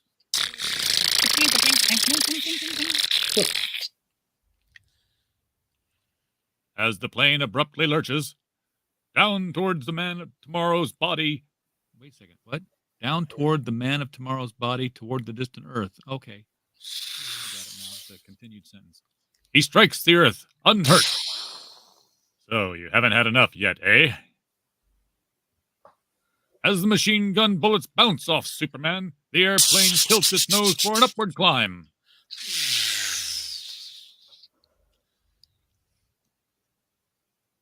Stick around. It's Superman. Say your prayers. Because I'm going to kill you now. Wham! Wait. No autographs today. Taking advantage of the excitement, Lita slips away, unaware that she is regarded by Superman from above. Don't know what she's up to, but I'll tag along. Swiftly, Lita makes her way to the foreign ministry. You may pass Agent T2 or T21. T21. You may pass Agent 362436. Yeah. A great leap carries Superman unseen over the heads of the guards. Lita and an army official conferring. I'm sure I heard a sound. I wasn't sure if that was maybe Superman in disguise or if that was somebody else. That's why I didn't jump right in there. But anyway, Someone coming. I know you're hiding there. Come out, hands raised, or I'll shoot. That's odd. No one around. But I was certain I heard someone. oh look at that! Look at that frame where he said that. Yeah. Look for the bright red splotch against the sky. Yeah, like he's behind him and above him, behind and above him. Phew, that was close. Within the room below, Superman overhears. And so you see, if the neutral liner at Calcutta was to be torpedoed by our enemy, the sympathy of the democracies would be on our side. I've already followed your suggestion and dispatched orders to submarine Y-263- in 15 minutes. The Calcutta will be at the bottom of the ocean. Promptly, Superman streaks toward the sea. Not an instant to lose. Shortly later, he swims through the ocean at an unbelievable speed. Thousands of lives depend on whether I can reach the Calcutta in time. Meanwhile, the Y-263 sights the steamer slated for destruction. Fire! As the deadly torpedo streaks toward the Calcutta, a slight figure swims between it and its victim, Superman. Directly into the Man of Steel's arms heads the metallic instrument of death. Come to Papa. Down we go. Down, down rides Superman atop his unusual steed. I was Slim Pickens, I'm sorry. Right on Bronco. Until they drift to a halt. I've got to act quickly before they launch another attack. Right back. Boom! Unseen, Superman climbs aboard the Calcutta. But as he reaches the rail, his X-ray eyes sight another danger ahead. The steamer is headed directly toward a concealed mine. Tearing a lifeboat from its moorings, Superman leaps atop a cabin. As the lifeboat strikes the mine, there is a deafening explosion. Deafening explosion. What? Wait. There are some questions I want answered. Consult Professor Quiz. Right now, I have a little errand to fulfill. A Turanian Council of War is interrupted by Superman's unexpected appearance. What does this mean? What does this mean? Confess. Confess that you and Leela Laverne planned the bombing of a neutral vessel, or I'll bash your brains out. Oh, it's true. It's true. You will pay for your underhanded tactics. Ah! That's all I want to hear. Another scoop for Clark Kent, the Daily Star, and Superman. Korean Army shakeup by Clark Kent. High Command to General Somebody. And then you see the Spectre. So you want to read that little ad right there, RJ? The Spectre, the most sensational action strip thriller of all time, appears in each and every issue of More Fun Comics. Get your copy now, sold at all newsstands. I can't wait. I want it. Yeah. All right, so I'm just gonna breeze down through this so you guys can look at the art for some of the other features. Nice. Actually, normally I would do that, but I know we're running a little behind because of some of that. So I think I'm just gonna head to the next story. Yeah, we're actually gonna head to that story, the Spectre story, right off. So.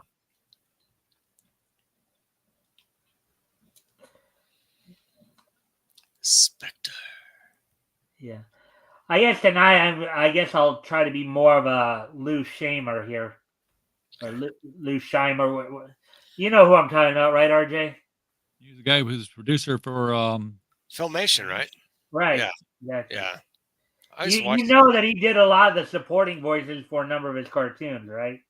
Yes, he did. Oh wow. He and his daughter both.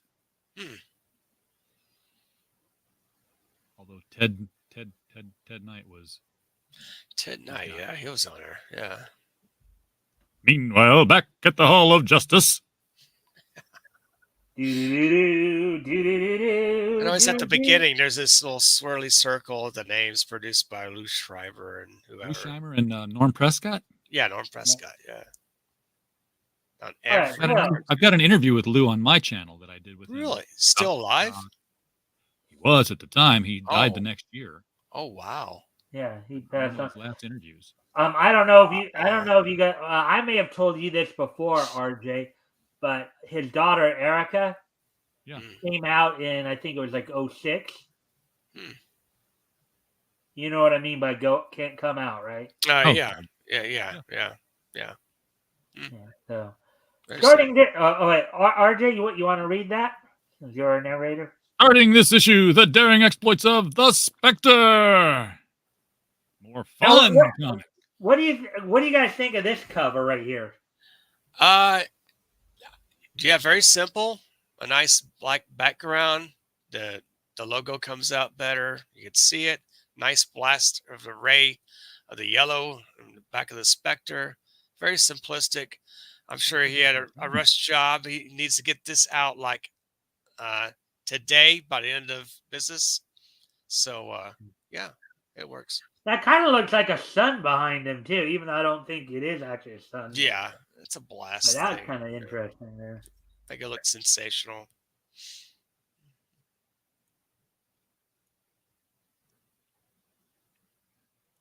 Ooh, ads. Ooh, I got a gun. I got a wagon. Ooh. All right, so RJ, I think I'll let you do narration. I think I'll give you the main character again for this issue.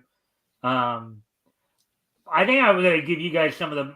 Well, obviously, if you still feel like doing the female voices, sure. Yeah, I feel like I have boobs right now. Well, I mean, somebody's got to do it, right? Oh, okay, it's fine. Considering I've been doing a lot of the voices the last few. It's fine. Shows, I'm just taking more of a. I feel the estrogen. Bring it on. I'm just feeling more like oh, look how you got another subscriber. Cool. A guy named Bam, I guess. Bam! Oh, that's cool. Let's see. Actually, I haven't looked at well, guess no new comments have come in yet. All right, Spectre. Yeah. By Jerry All right. Siegel and Bernard Bailey. Yeah, I think I'll let you guys do more of the voices tonight, just simply because give myself a little rest because I've been Sure. doing like the last few weeks. I've been doing a lot of the voices. Yeah, Of course, relax a it little bit. happened, you know, We'll take a turn. when there's only two of us. So. I love But voice. anyways, RJ.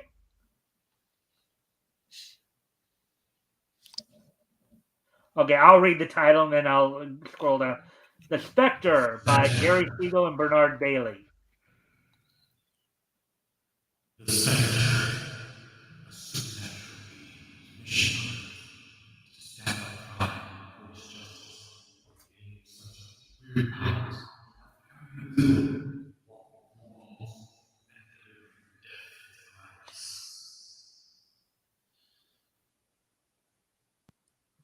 Whoa.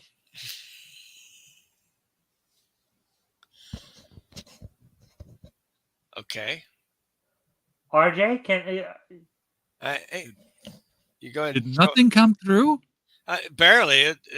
Were you working with your audio? Yes. Okay. I heard. Yeah, you look very kind of explosive, but yet mystical. It sounded. I turned on my ethereal sound effect. Oh, I didn't hear. I couldn't really understand what you were saying. Well, that's because I can't hear it either. So that box will come. Sorry. That's all right. Spectre, supernatural being whose mission on Earth is to stamp out crime and enforce justice with the aid of such weird powers as becoming invisible, walking through walls, and delivering death with a glance. kind of like a specter, right? Yeah. That's great.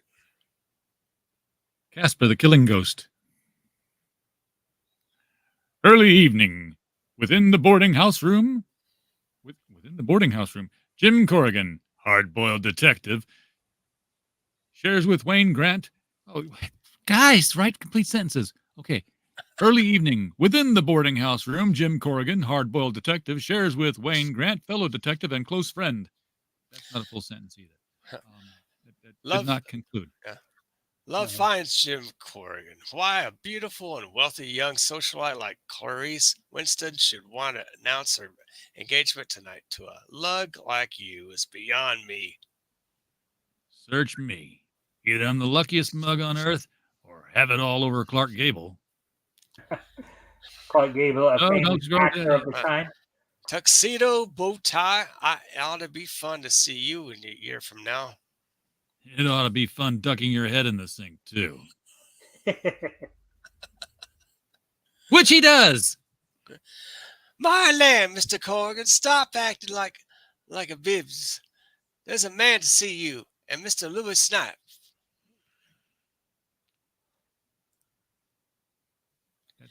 You better hurry downstairs. Your favorite stool pigeon pulls a bite. Pulls a oh yeah. Pulls a fade. Disappears like a ghost. Yeah. What is it, Stooley? You're wasting my time on a night like this. It's something big. The Westmore warehouse is going to be robbed tonight. They're gonna take a fortune first. It'll get something for telling you this. Yes, the tip of my foot. Remember, let me know whenever you get this kind of information. Why is he going to do that now? Springing promptly into action, Jim halts a passing taxi. I should be driving toward Galicia's party, but this tip is too important to pass up.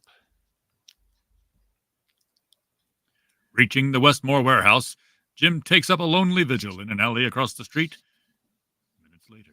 Minutes pass. No. Drag. Okay. Minutes drag. I wonder if Lewis took a whiff of dope and started hearing things. But shortly later, he is rewarded when a truck drives up to the rear of the warehouse. Men hurriedly climb out.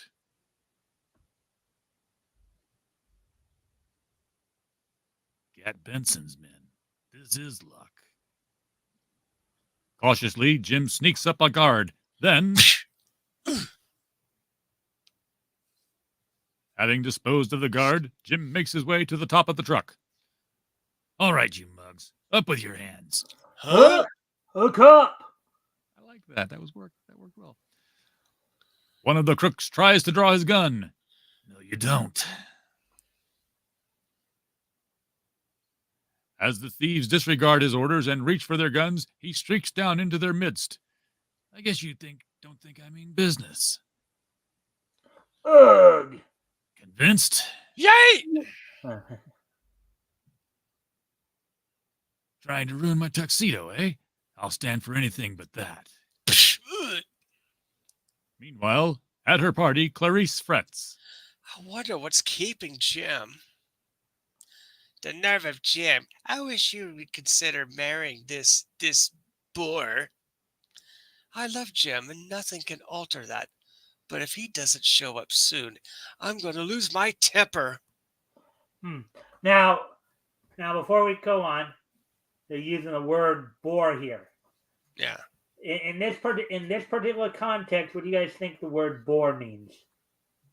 Same context it's used in today. It means he's boring, unclassy person. Yeah, it's just unsophisticated, unclassy. Yeah. Kind of rough around the edges. Right. Do you guys agree with that? Yeah. Oh yeah.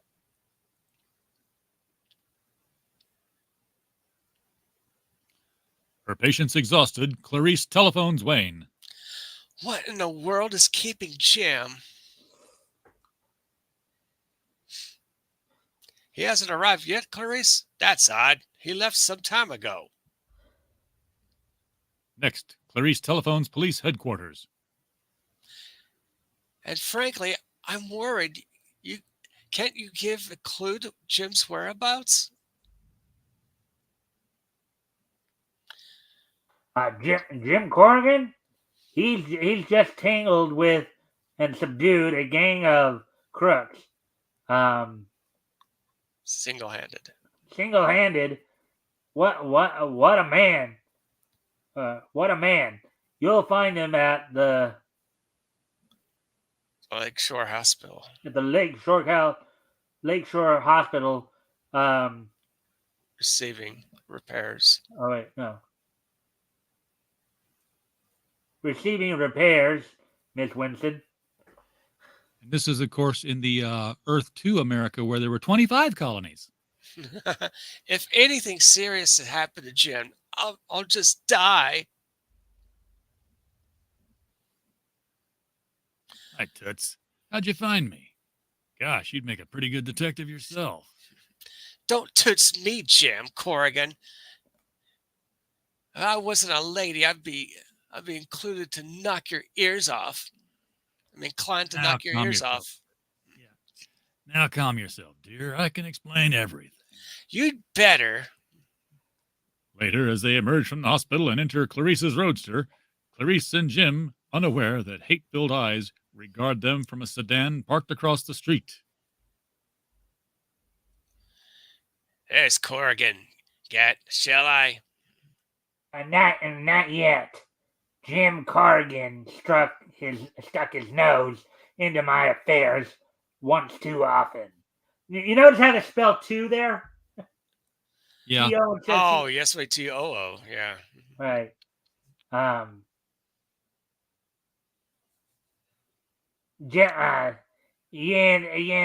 I'm gonna attend to him proper. As Jim drives off in Clarice's car, why didn't she drive it? It's her car. He is completely unaware that they are being trailed by the gangster's auto. Come on, sugar, relax. Don't be a sorehead. I've got a right to be angry if I want to. It's my party, I'll cry. I want to cry if I want to cry if I want to. Doesn't that remind you of that song? Yeah, it does. I'm angry if I want to. Jim wheels the car into a deserted side road and halts. Oh, you're going to use that line on her, huh? Why did you stop? Because it's high time I told you a thing or two. Why a real lady like you would be interested in a mug like me is beyond me. But one thing is certain. There's going to be one boss in our family, and that's me. Oh, that's telling me, Jim. And look, the next scene. Yeah. Now, That's what how she do said. you think certain individuals today would react to this scene? Oh, they'd be offended. This would not go. This is not a 2023 scene. Nah, it's too bad. One boss in our family, and that's me. Yes. I like that. We get back to Dominate that me. again. Yeah, that's right. Jim Corrigan, you're a tyrant, a bully, and a conceited fool. But I love you. Just as long as you love me. How sweet, right? Oh, yeah. Sorry to break up such a touching love scene, but raise them and no tricks. Gat Benson. Into the car, both of you. A false move from either of you, and the girl gets the first bullet. I guess it's unnecessary to remind you, Benson, that I think you're a rat. I never did like you, Gat. Right now, I've an impulse to cave in your face with my fist. That's you, Mike. Is it? It's Or Gat. is it? That's your Or line. is it Yeah, that's your line. Oh. Yeah. Talk fast, copper. You may not have much longer to talk in this world. Yeah. Okay. So before I scroll down to the next panel, so Gat was granted it's his nickname here, but obviously there's a reason he probably got the name Gat. At this time in the late 30s, Gat was slang for something. You guys remember what the slang was? Right, Gatling gun. Yep, Gatling gun. Yeah. I would imagine that's probably what it is. Right.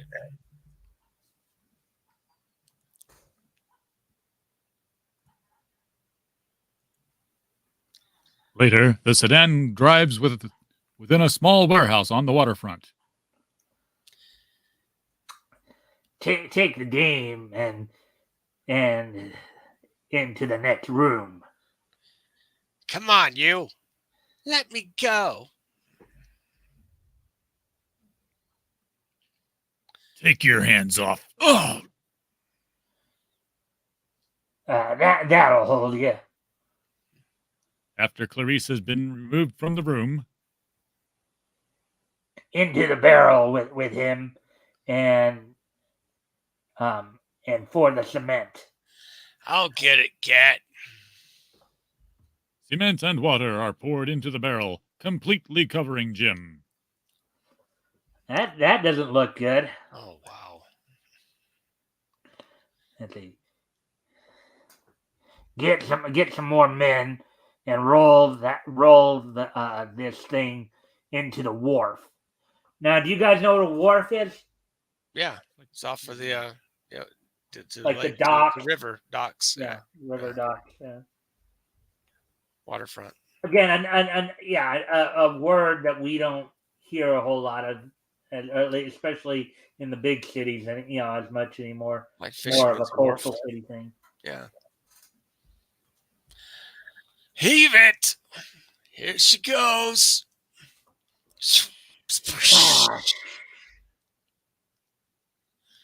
Gosh, what a way to die.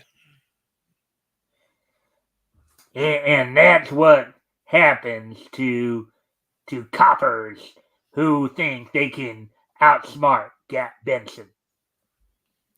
Down hurtles the barrel like a plummet until it strikes bottom and settles placidly on its side. Where am I? Ahead, a patch of light. Hold on. Let me. I'm sorry.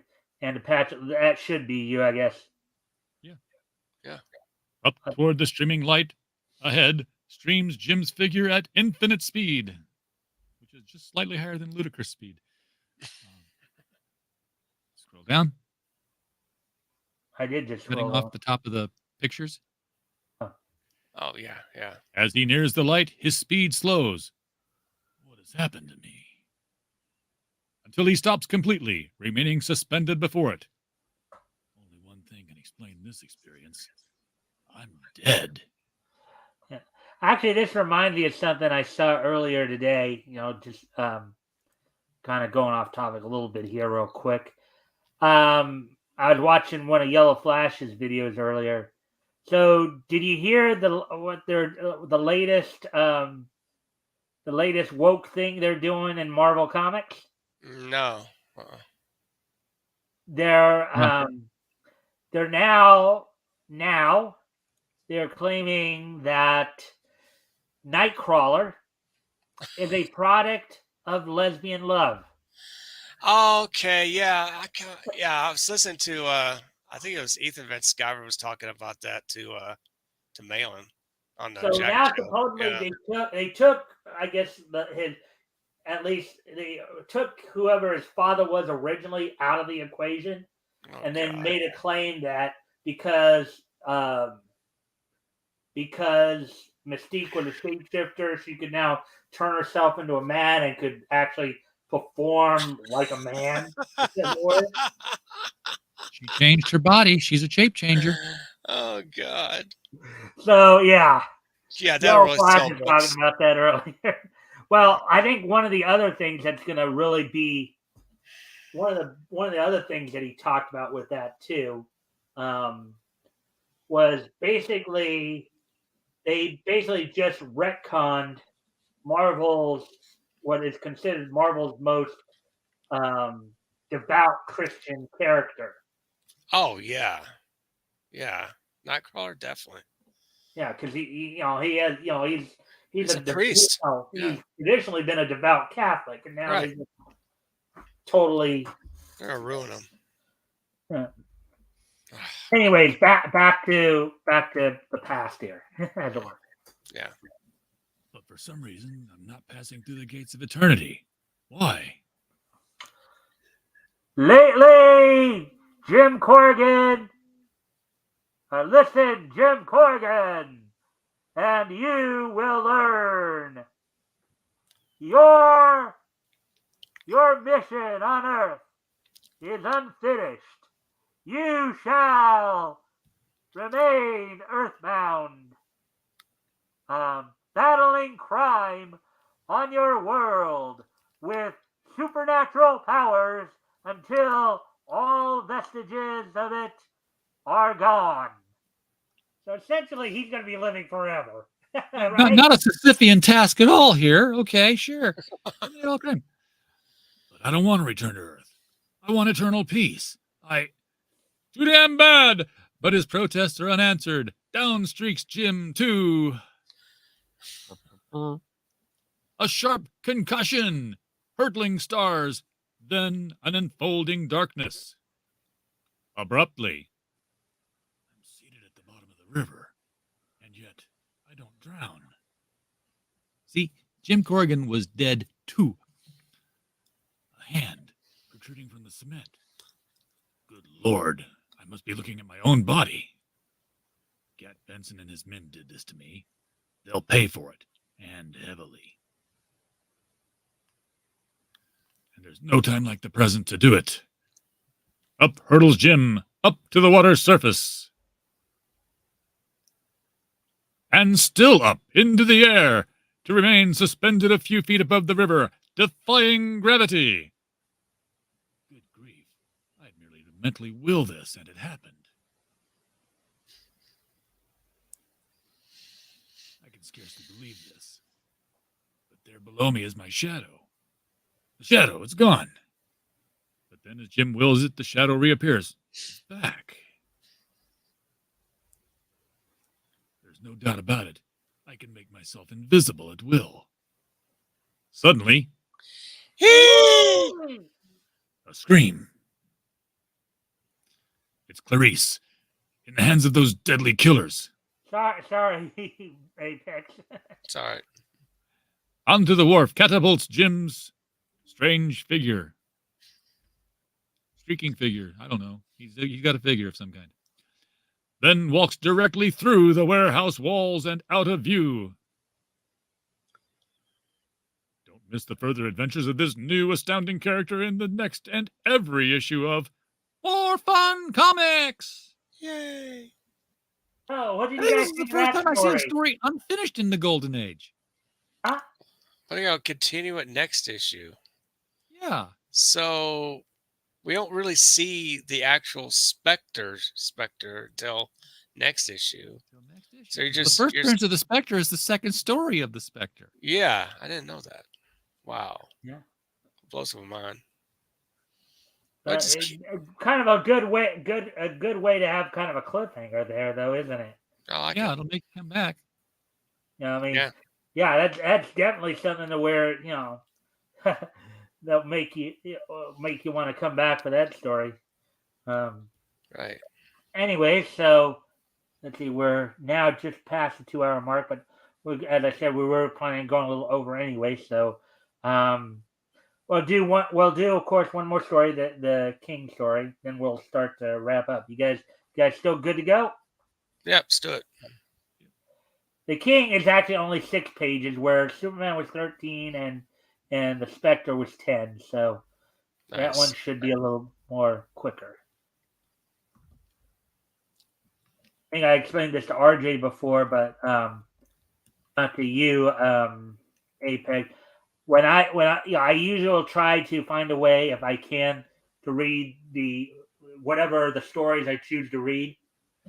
I read them in descending page order, meaning I start with the one with the most pages and Right. just work my way down that way, just so Right. you know. Mm. Right. So, anyways, Mm. and here we go. So here's number 3, March. That's the cover date, of course. Flash, number 10. Lightning fast action adventure. Hawkman. Whip. Todd Ryan. King. That key. And look here. Power telescope. 60 power. There's the Flash. As I said, we're going to read the King. But we can look at some of the stuff as we go down here. Right.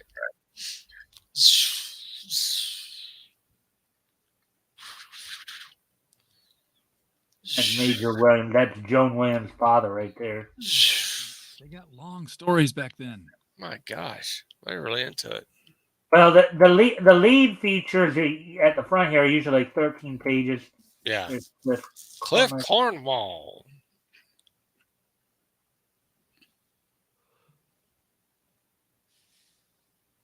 The Hawkman. Hawkman, uh-huh. Oh, wow.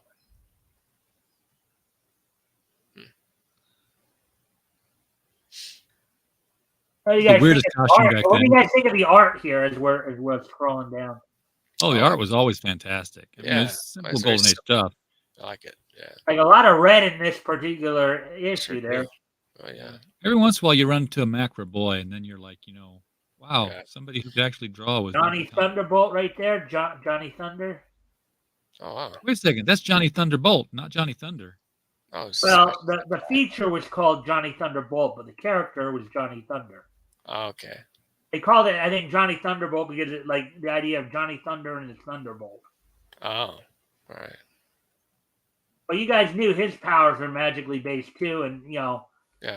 these stories are considered more comical because the magic word was "say you," and that just happened to be a phrase that Johnny Thunder used a lot. So it had a lot of real happenstance stuff happen in some of these earlier stories. Oh. There we go. King Standish right there. You guys want to go with the same arrangement we've been going with tonight? Yeah. But I think in this case it's easier that way because you guys can read some of this stuff a little better than I can. If you notice, sometimes I'll struggle, because either the print's too small or what have you. So, King Standish. No relation to Miles. Like a man whose name is never known, King Standish, king to the underworld of crime, remains a mystery and a terror to the overlords of vice and murder. His names are legion, his faces myriad. He is a tyrant to the cruel, a benefactor to the weak. In the private chambers of Boss Barton, Myrna, you've seen this before, haven't you? The card. You mean, what is it? the king. It's the king's calling card. Yes. He's been hounding me again. Find him. I must have a talk with him. Later, What a job to find the king. All I know is he's wealthy and can wear a disguise as I do a dress. Now there's a nice comparison, isn't it? he can wear clothes like I wear clothes. Yeah. Kind of a nice I don't know if that would be a metaphor or a simile. She's a Yeah. woman who knows that she can wear a dress. That's right. She can wear a dress. Oh boy. Myrna goes to the section of town most frequented by the underworld, and there she begins her search for the king. And here he is. Please, Missy, a penny? Oh, a beggar. Still, tell me, have you ever heard of the king? For $5, I've heard of him. For 10, you can meet him. 10 it is. Okay. Now let me ask you: do you think this guy may be telling her the truth, or do you think maybe he's blowing smoke up her skirt? I think he's the king. It could be. That's an interesting theory. Well, let's find out. Let's wait and see.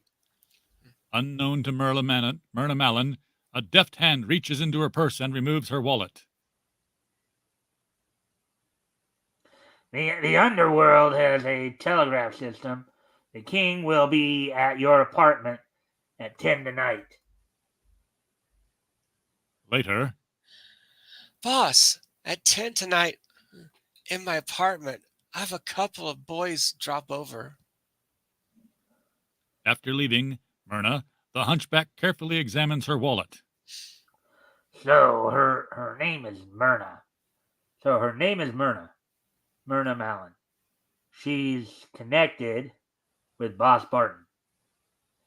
Heh, heh. After tonight, the king plays his trump card. So I guess I sorry, RJ. I guess I You're the king. I took the main character this time, but Take it. It was hard. It was hard to figure that out because he's going to look different and everything. So Oh, wow. that's the king too. oh, okay. Now, I thought it was actually her. But anyways, let me take care of that real quick. Okay. Hunchback Harry and the king, the same person.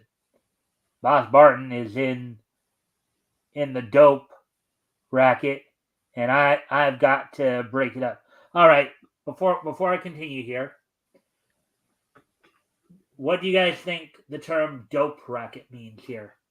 He was selling marijuana. The dirty rat. Yeah, drugs. Yeah, he was a drug dealer, basically what they're saying. Of course, I think dope for drugs was used as slang for drugs well up into the. I don't know if it's used as much anymore like nowadays, but I know up through the All 80s. narcotics. All right. Yeah.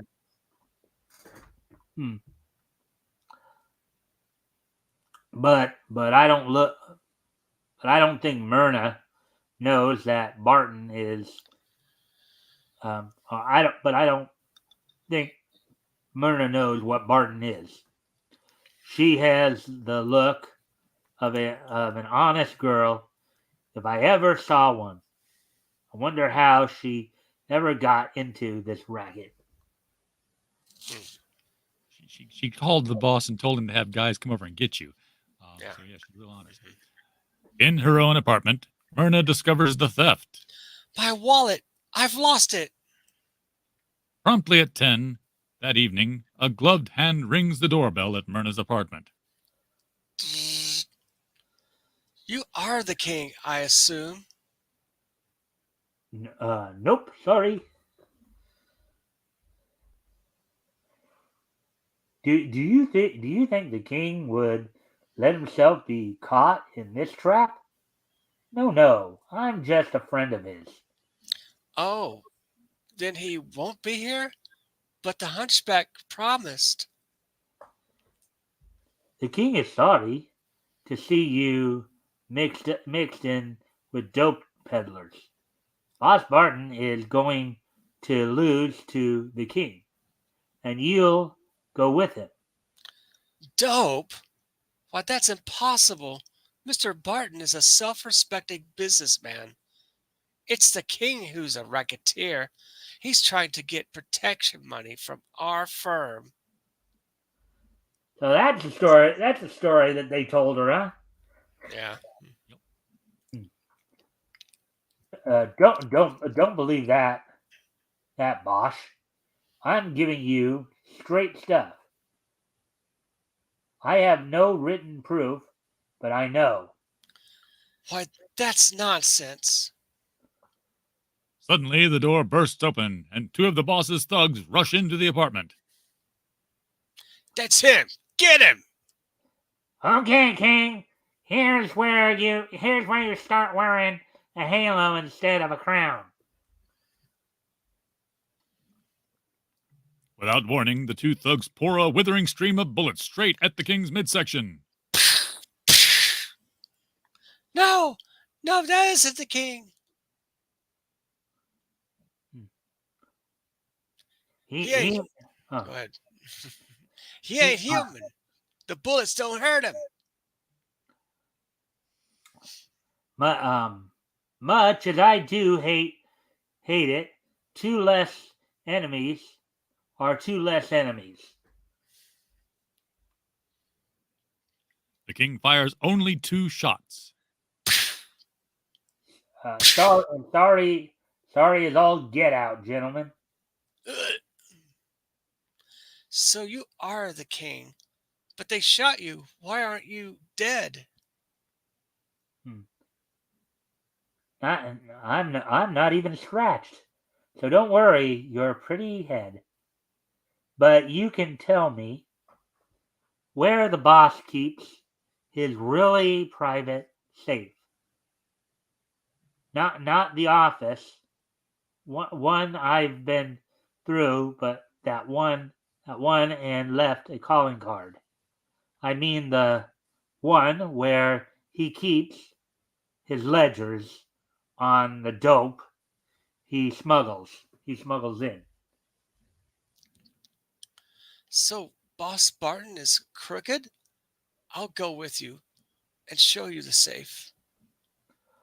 So you believe me? Good. In his specially built high-powered car, the king speeds uptown. Why do this for me? Frankly, I like you, and I couldn't believe you were mixed up in the dirty end of this. He lives in there. There's a safe in the wall. Good. You wait here. This is the room. Now to see what we shall see. Just in case I'm interrupted. Oh, he puts on a mask there. A little late now. Myrna spoke the truth. The king's nimble fingers make short shrift of the boss's wall safe. The ledgers. I'm in luck. Meanwhile, down in the car, Myrna is alarmed to see Boss Barton and 2 of his thugs enter the building. Boss, there's a light in your apartment. A light? Come on. Hurry up.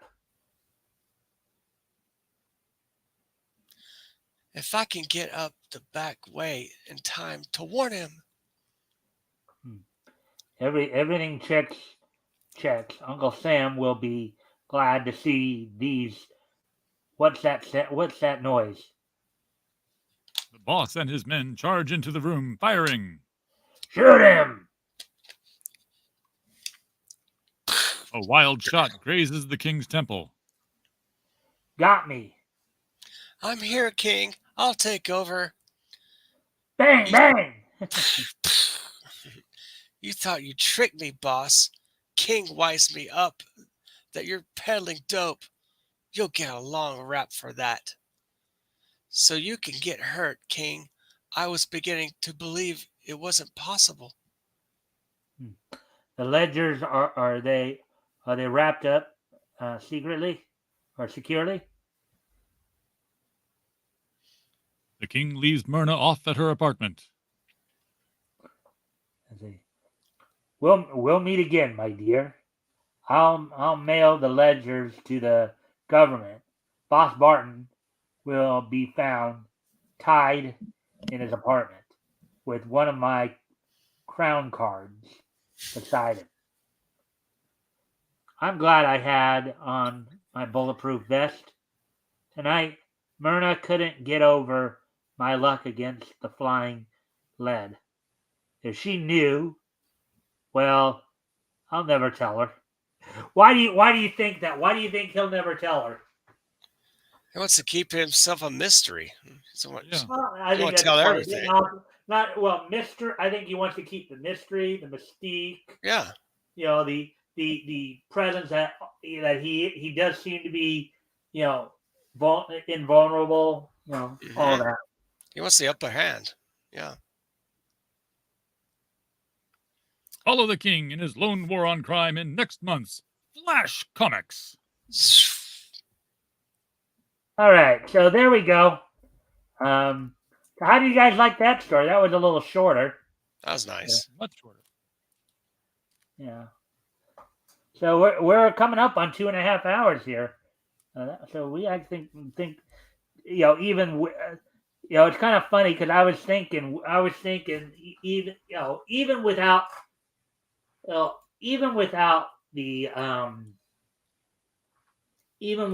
little situation that happened early on there, I was thinking we're gonna probably be at the very least 2.5, if not like 3 hours. But we still ended up, getting through this stuff pretty quick, considering what we had to cover and stuff like that. Right. So what did you guys think of the material overall? It's just some stuff I wish they'd still print today, but that's not going to happen. It's good to actually get back to reading old comics. Back in it's kind of funny too, and I don't know if at least I didn't see it as much here, but I know a lot of times when with some of the other co-hosts. Well, I think RJ, you and I picked up on it too when we read some stuff. Depending upon the company, there are times you do in some of these stories see like some leaps in logic, and there are times it seems like when it comes to scientific theory, you really can tell that some of these writers don't seem to know much about scientific theory. No. Like a bulletproof vest that looks like a 3-piece vest. Yeah. Sure. Expands out. Yeah, that's how it works. It's real thin, but it's hard. It's hard. Yeah.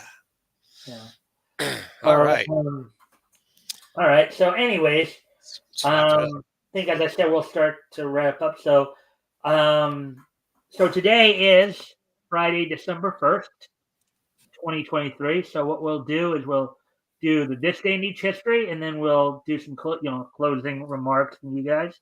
And if you guys don't mind sticking around for a couple minutes afterwards for like post-show stuff. I gotta get to working a little bit. So yeah, I'll go. Well, it won't take one thing I did want to try to see if Apex, would you be interested in trying to come back another time? Maybe on your own? Huh? Yeah. Well, we'll figure it out. Well, because what I could do is we could try to schedule you after the show if you'll stick around for just a couple minutes. Yeah. Go ahead. All right. So, anyways, okay. So let's get to the This Day in Each History, and then we'll. So So today being Friday, December 1st, 2023, let's take a look back at this day in Nietzsche history. History! A big rock. Oh, no, that's the wrong one. 1923, History. 2018. Okay. I had to remind myself of the. All right. So first off, I'm going to head back 100 years ago. Wow. On this date, 100 years ago, J.R. Bray Studios' Colonel He's a Liar Strikebreaker and Pat Sullivan Company's Felix the Goat Getter, which was a Felix the Cat cartoon, both premiered in movie theaters on this date back in 1923, 100 years ago today. Wow. So J.R. Bray Studios' Colonel He's a Liar Strikebreaker and Felix the Goat Getter from Pat Sullivan Company, both premiered on this date 100 years ago today. These, of course, this is still at the time. This, talkies hadn't started coming out yet. These are still silent cartoons. Silent movies. The Felix cartoon was a Felix the Cat cartoon. Colonel He's, I think, was another popular character of the time. So, yeah. So there we go with that one. So getting ready to move on to the next piece in each history. As on this, let's see, on this date in 1999, 24 years ago today. 24 years ago today, the 5th issue of Deathlock from Marvel Comics went on sale on this date back in 1999. Sold for $1.99, was 40 pages. Deathlock, the Deathlock story, Reconstructed Perjury, was the main story, and then Feel the Rush was the backup story. So let's see. The Reconstructed Perjury story was written by Joe Casey, with art by Leonardo Mongo. Jonathan Babcock did the lettering, and then Mariana Monco did the coloring. And then the Spider-Man story, which is 8 pages, Feel the Rush, was written by Glenn Harding, penciled by Greg Schiegel, inked by Richard Case. Chris Dickey did the lettering, and coloring was done by Paul Mounts. This was reprinted from Cable number 75 in 2000. All right. Okay. Reprinted from it. That'd be very interesting. How do you reprint something from a year after it comes out? I guess they ran out of stories. Alien. Yeah. Sure. All right. So, anyways, getting ready to move, and let's see.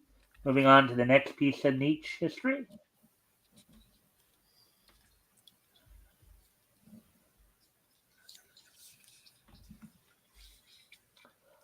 On this date, 20 years ago today, in 2003,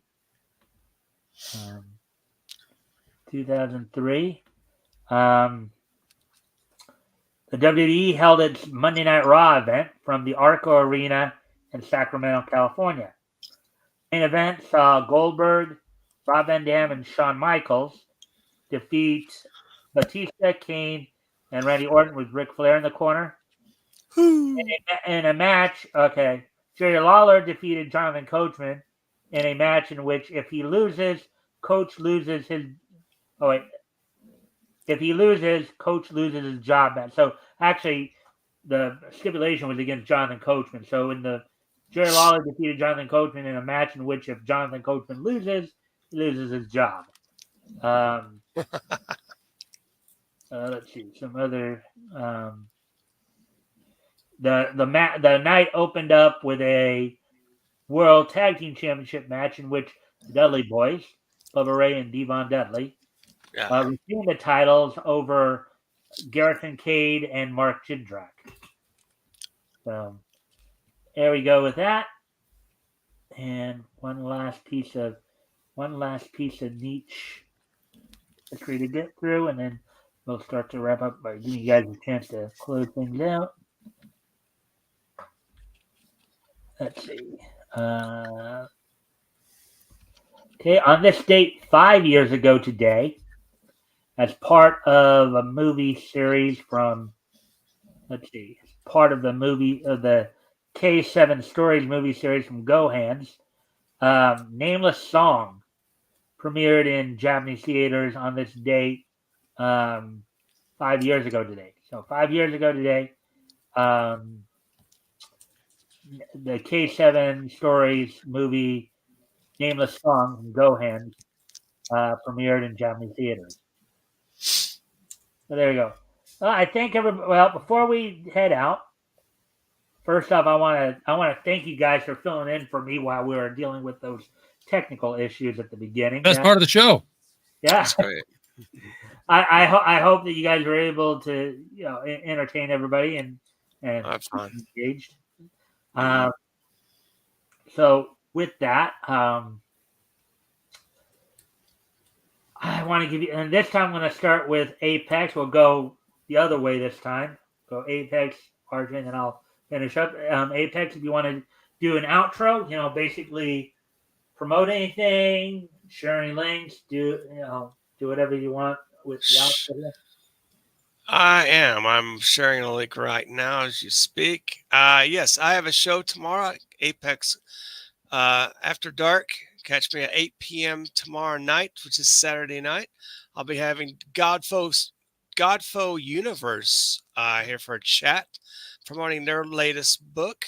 So I'll put the link in. So guys, like, subscribe, ring the bell for notifications. It's going to be a great show. 8 p.m. Central. If you're in the East Coast, 9 p.m. or the Pacific, 6 p.m. tomorrow night. Mm-hmm. Yeah, you're much like what I do. I'm still waiting to see the link come up There you go. so I can highlight it for you. There you go. All right, there we go. Finally. All right, so there's a link if you guys want to check Apex's channel out and check out I forgot to put latest time. episode of Apex After Dark tomorrow. There it is. So go check them out. RJ, you're up. We are Critical Blast on every social media platform you can think of. So, if you're on YouTube or Twitter or X, or, if you're on Stimulus, which, that's out there. Just, add Critical Blast to the link and you will find what we're doing. All right. Well, anything more you'd like to add before I wrap things up? Nope. I'm good. It's good. All right. As I said, if you guys can stick around for a couple minutes afterwards just for some post-show stuff, that'd be appreciated. Anyways, guys, I thank everybody for being here tonight. I hope everybody enjoyed the show. I know we had some technical issues early on, but we got through it. We got through everything. We got through quite a bit there, right? So with that, we'll be back here, of course, on Sunday. I hope you guys can try to join me on Sunday. Explain, basically relate your experiences tonight with the rest of the panel, as always. With that, I thank everybody for being here, and I hope to see everybody back here on Sunday. Peace. Ciao for now. Yeah. Bye.